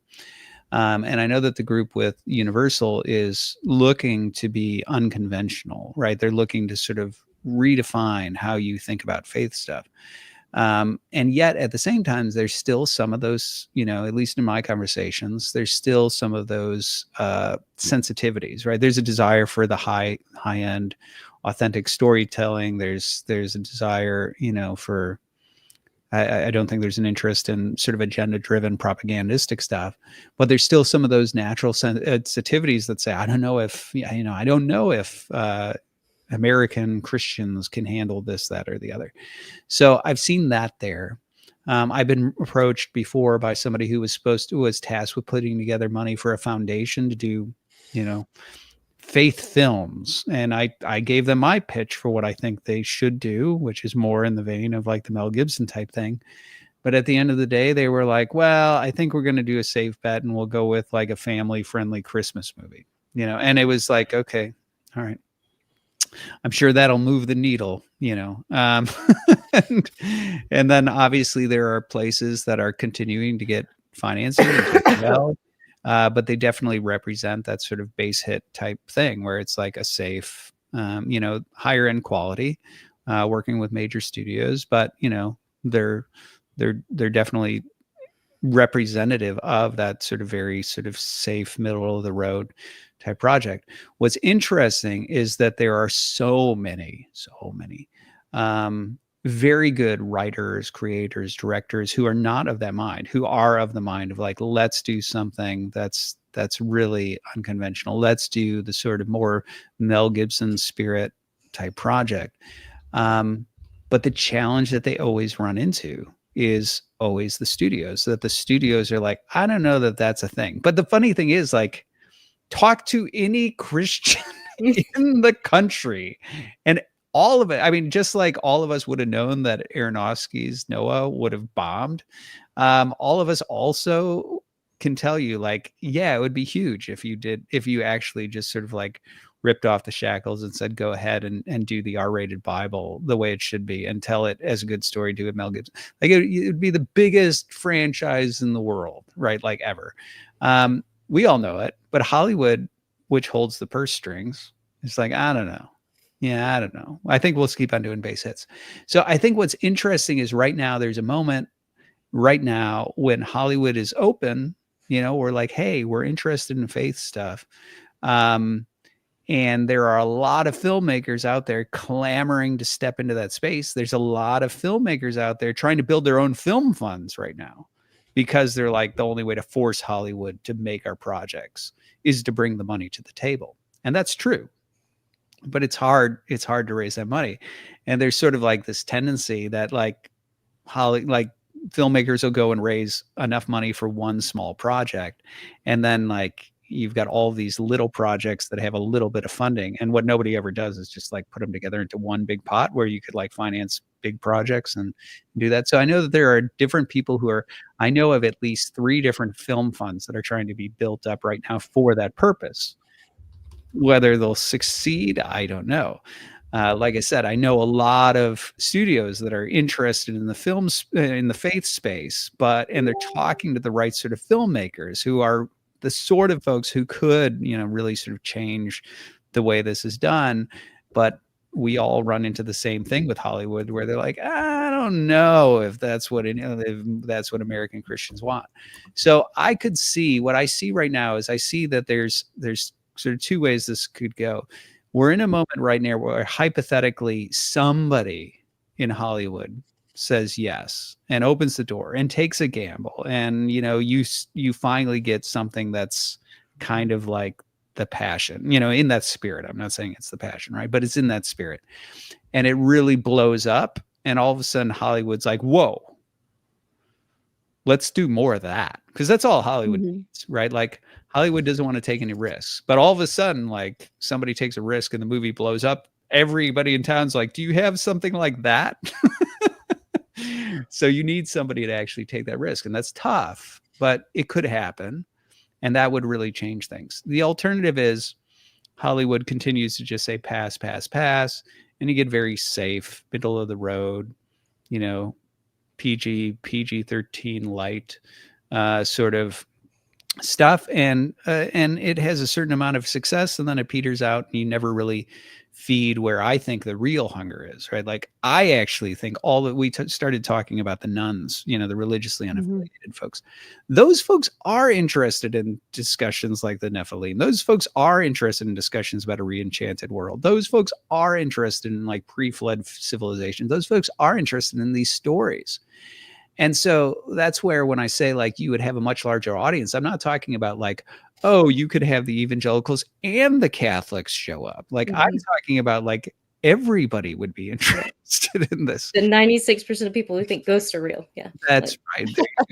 Exactly right. And so I think the thing is like, if somebody in Hollywood finally gives the right person or set of persons a chance, or if, you know, some of these film fund efforts succeed and Hollywood is forced to give a chance, that could change things. If not, I suspect they'll just sort of strangle the current momentum, and it'll eventually, you know, gasp and die out, and we'll see. So I know which one I hope for, and I know which one I'm trying for. If there's any billionaires listening who are like, yeah, let's do that film fund. Yeah, I know we get a lot of questions around here and on my channel about ancient Near East, because people really want to know, how does this fit in the context of the Hebrew Bible? How does that all work? Yeah. So we get that a lot. Okay, so we had another question we wanted to put up here, because Courtney and I both also want to know the answer to this one as well. Oh. So what is your take on the possibility of Greta Gerwig's Narnia series having Meryl Streep voice Aslan? Is that a taxidermy or not? Hold on. I just need to compose myself. Some people thought it was April Fool's when it came out, because it was April 1st. Right. So Was they were it? like, it was on it came April out, 1st. yep. They're like, oh, this is a joke, and everybody's freaking out over a joke. Like, why are you Okay, freaking so out over just that? in general, I'll just say the second I heard that they were giving episodes to Greta Gerwig, I was just like, this is a disaster. Greta is a fine filmmaker, but I don't get the impression that she sets aside her views when she makes a film, right? Like, she is, so she's technically proficient, but I do think of her as an activist. I do think her views come through. I don't think of her as the sort of person who would ever do what Peter Jackson did, which said, well, like, what I think about stuff doesn't matter. I'm here to be a steward of this precious IP that belongs to J.R.R. Tolkien. And so it doesn't matter what I think. It only matters what Tolkien thinks. And I'm here to be, you know, a caretaker of ushering this forth. I don't get that impression from Greta. And the problem is that Greta's views are as night and day when it comes to C.S. Lewis. You could not pick somebody who is, you know, who is more adverse to the worldview of C.S. Lewis than her. And so the idea of handing his property over to her is, I think it's immoral. I think it's actually immoral. And so it's tragic. I don't think I could ever stomach it. Of course, if I saw this same announcement and I was doing my own diligence to see if I could see, is this real, or is this like a terrible, terrible nightmare, or is this a terrible joke? And I never really got a clear answer. I mean, the stuff that I saw obviously was talking about, like, Aslan is, of course, we're going to make Aslan a woman. Of course, we're also, Aslan's like just a steward or a guide or a mentor to Narnia or something like that. There was definitely, in terms of what was announced that I saw, it was very much like, okay, Aslan's no longer Christ, right? Like, very clearly, he is no longer Christ.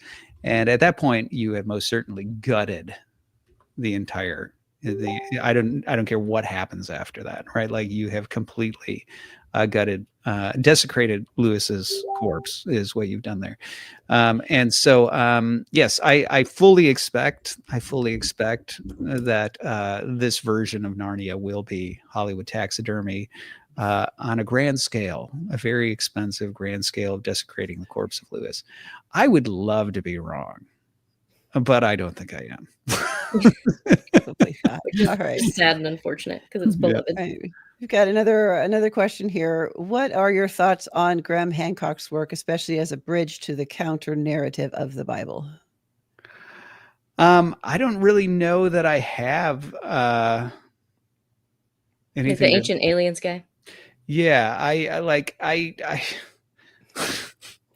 I mean, as a bridge, I don't know that I'd call it a bridge. I mean, here's the thing. Okay, let's talk aliens. Aliens. Like, well, actually, when Graham Hancock was like, oh, there's all these stories. I think his conclusion is like that it's like a comet that came and destroyed the Earth or something, and that's how you get this global flood. Mhm. And so, but you get these the same mythological stories around the world. Yeah, I mean, Yeah. this is a lot of like, if I'm remembering correctly, if I'm thinking of the right person, this is a lot of like basically like alternative history type Mhm. stuff, right? Okay, so not an expert by any stretch, but here's my impression of what's going on. So I think in terms of a lot of the religiously unaffiliated folks who are sort of searching for some sort of sense of meaning, there is a tendency to desire with that a re-enchanted world. And obviously I've lectured about this, the fact that, you know, the majority of the unaffiliated are not atheists. The majority of the unaffiliated are, you know, they believe in God or a higher power. They believe the world is spiritual. They believe they're spiritual. And so there's clearly this desire for some sort of like, and that there's also an interest in the paranormal and the occult and things like that. And so I think there's clearly um, that sort of drive looking for a remythologized world. And I think that same drive is part of what drives so many of them to look into alternative histories, because they're building their own mythology, right? And that mythology, it could be aliens, it could be some form of, you know, yeah, Anunnaki, right, sort of thing. It could be like whatever it is, you know, in terms of the alternative histories. But I think that's the sense that the story is different than what they've been told, the sense that the story, maybe there are lost civilizations, lost technologies, maybe there are other intelligences, maybe there are all these sorts of things. I think that is basically the reason that's become so popular and so engaging for people, is because it opens the world up from this cold static clockwork that they feel like they're into something that is mysterious and unknown to them. Maybe there are layers of meaning here that I didn't know about. And so I think that's driving them forward. And I think that is conducive. I don't know that any of the particular narratives are conducive, but I think it's conducive in the sense that at least the sort of going down that road opens them up. We talked about these sort of presuppositions that are there, right? It opens them up to the idea that the world is very different than the story they've been told, a very material, you know, very dead, very clockwork, very boring, you know, story that they've been handed.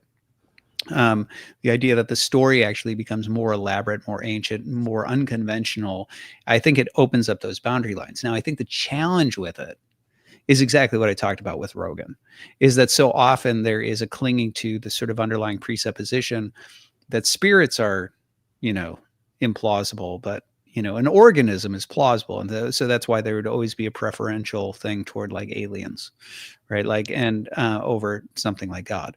So I think it's a mixed bag. I mean, I think the answer is it's a mixed bag. That on the one hand, I think it's a very good thing that people are challenging conventional narratives, that they're challenging their own presuppositions, that they're being opened up to alternative stories that are a little more wild and crazy than what they might have always presumed about the world, and that's opening them up to things where they're like, well, maybe it's this thing in the Hebrew Bible that would have sounded crazy to me, like now maybe it's not so crazy. I think all of that's good. But I still think that there's a tendency in that towards scientism, where it's like I what I really want at the end of the day is to be told that there's some other advanced race that did this stuff and not a god, not spirits. And oftentimes it's also paired with the amoral. And so I think this is another thing about it. With so many of the religiously unaffiliated, there's a tendency to move away from organized religion toward the occult. And with that, there is just sort of this vague spirituality. I feel myself to be spiritual. The world is spiritual. I'm open to the spiritual things. But there's no recognition of the idea that maybe that should dictate how I live. And at the end of the day, what I'm kind of looking for is this thrill, right? Some sort of thrill that I get from the encounter with the paranormal, a thrill from unearthing a new cryptic mystery. And that impulse, I think, is a little more problematic as well, because at the end of the day, it's not a search for meaning as much as it's a form of hedonism, right? It's a form of occultist hedonism. And so, like I said, I think it's a really mixed bag, in the sense that there are certain things that are good about it, but the road that it's on has a lot of problems with it as well. So, all right. And I also think if just from my experience when coming into contact with people who like are on that path, like to have a minister who also just has this grounding in supernatural for real without thinking, kind of trying to explain the biblical supernatural away, is to then direct them on a path that would lead to an embodied Christian community is also kind of hard Yeah. because of kind of how anti-supernatural a lot of our church Yeah. methods are. Yeah. A lot of churches are very deistic, and they don't really have a concept. And when they do have a concept of the supernatural, it oftentimes tends to be, again, a sort of clockwork sort of notion where there's just the material world and it's just something that just kind of invades sometimes. And it's not really fully understood. So yeah, I think you're right.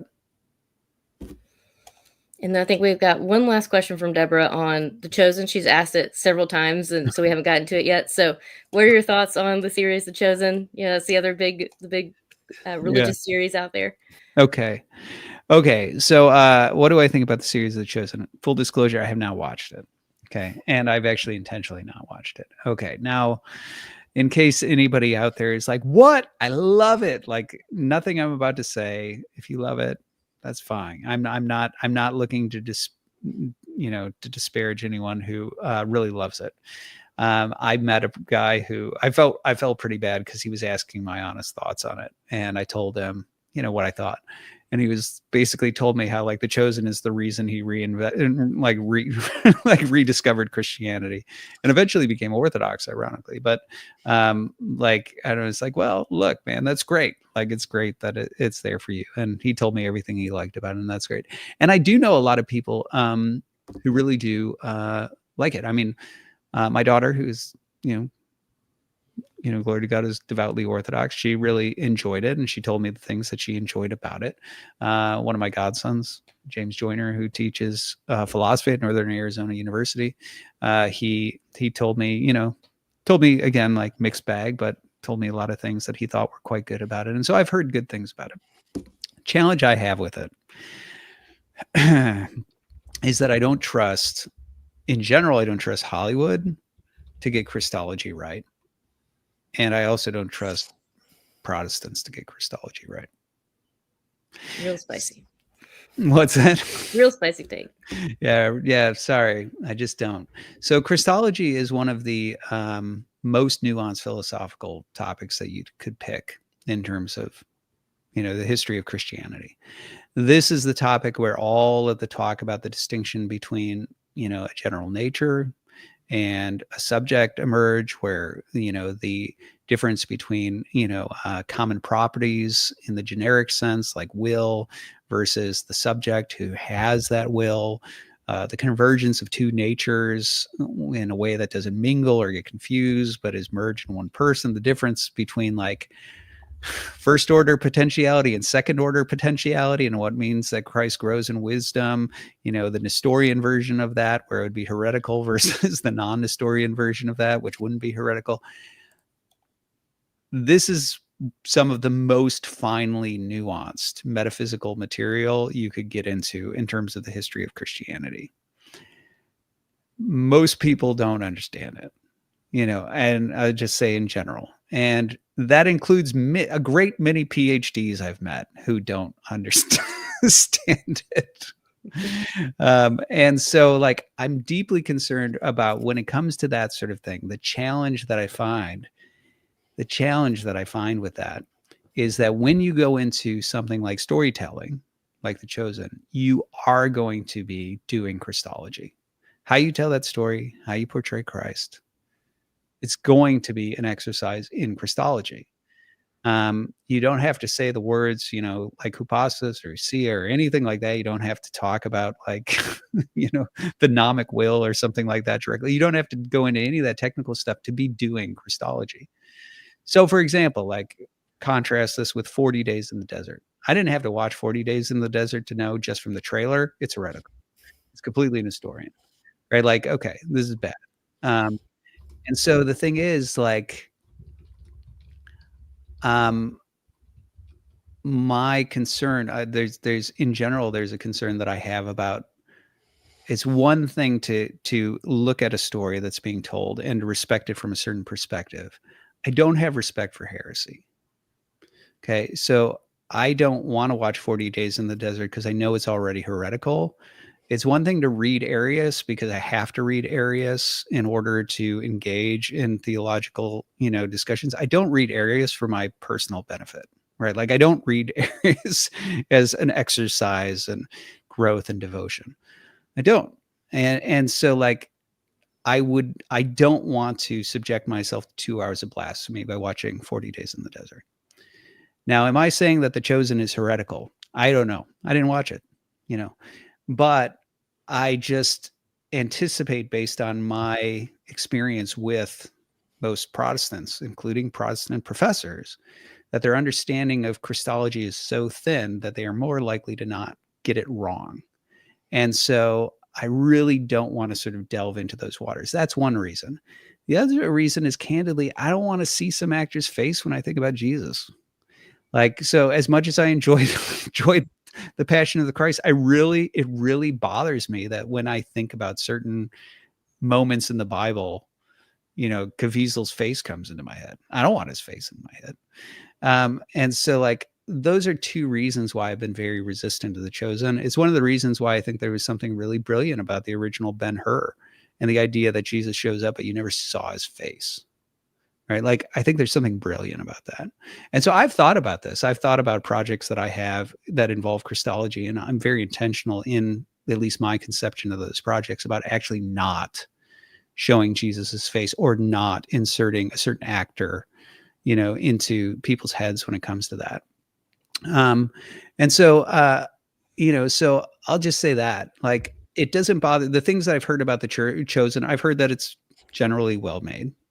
I've heard that, it's it moves into territory that, obviously is storytelling that's fleshing out relationships between disciples and things like that, may well be done just fine. And I think it's, and I think it's possible that it really sort of is engaging this way. I think it is interesting to ask certain questions about the psychology of certain disciples. There's a tendency in a lot of these things, like with the other storytelling aspects that we've talked about, a tendency to just accept, like, Peter does this and then does this and does that, and to not really ask the questions about, like, what is Peter really like? What's motivating him in these sorts of moments? And I think those are interesting things too. I think it's interesting to spend time thinking about Judas and, like, what is really going on with a character like Judas, because it's very easy to just treat Judas like he's just a villain, right? Like, obviously he's like the picture of a traitor, but he's also a traitor who gives back the silver and hangs himself. That's not a simple character,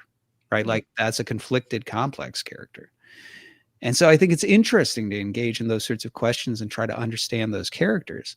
Again, understanding that we're limited in our understanding. And, this goes to some of the stuff we talked about the difference between, like, canon and just sort of like those sort of speculative endeavors. But I'm not opposed to that aspect of The Chosen at all. It's really a personal choice that says, like, I have a suspicion that this is going to wander into tacitly or explicitly, blasphemous Christology that I'm not interested in, and I don't want an actor's face in my head when I think about Jesus. Sorry. For anybody out there who loves it and was like, I was hoping you were going to sing its praises. Sorry, that's Mm-hmm. that's I haven't watched it either, and I get asked about it all the time. But yeah, just by the nature of, like, my job where I teach biblical Greek and Hebrew online, people are just like, what do you think about this Bible story? And you're a Bible nerd, you've got to like this Bible story nerd TV love show. It. Yeah. So, but I also haven't watched it, and more for, like, pragmatic reasons. Initially, it was just like, oh, I'm, like, too busy, don't have time to catch up on this thing. That's true too. Yeah. So, but also for some of the reasons you stated, and even, like, Jonathan Rumi now is like voice the Lord's Prayer on, like, the Hallow app. So, you can have the words of Jesus. You can meditate on the words of Jesus portrayed by the guy who says Jesus-y things on TV. That's right. Yeah, that's right. I did watch the first 3 seasons. I would agree with Troy here. It's well-written storytelling, but their Christology is all over the place. Okay. Yeah. Definitely, for sure. Yeah. It was definitely a red flag when I heard they weren't going to include the transfiguration because what is that? It doesn't have anything to do with their story. And I'm just thinking, whatever story you're telling, if the transfiguration doesn't fit, you might want to rethink how you're telling that story. I'm not gonna lie, it gets short shrift in a lot of evangelical Bible commentaries on the Gospels too. So Yeah, I don't think they know what to do with it, to be honest. But yeah, I ran into that one time whenever I was teaching through the Gospels to the youth, and it was like, oh, what am I supposed to do with this story? And you're just like kind of turning it up empty all over the place.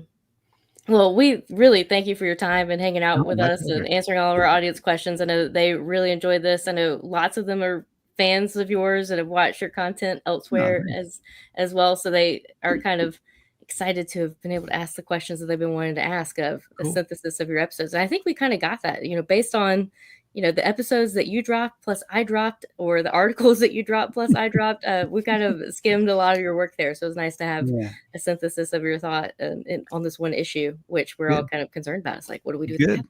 Well, thanks for having me. It was fun. Yeah, I know. It was fun. I mean, I'd love to be able to nerd out and do this again someday. Yeah. Who knows if it could happen. Just invite me back. Yeah, invite you that's back. right.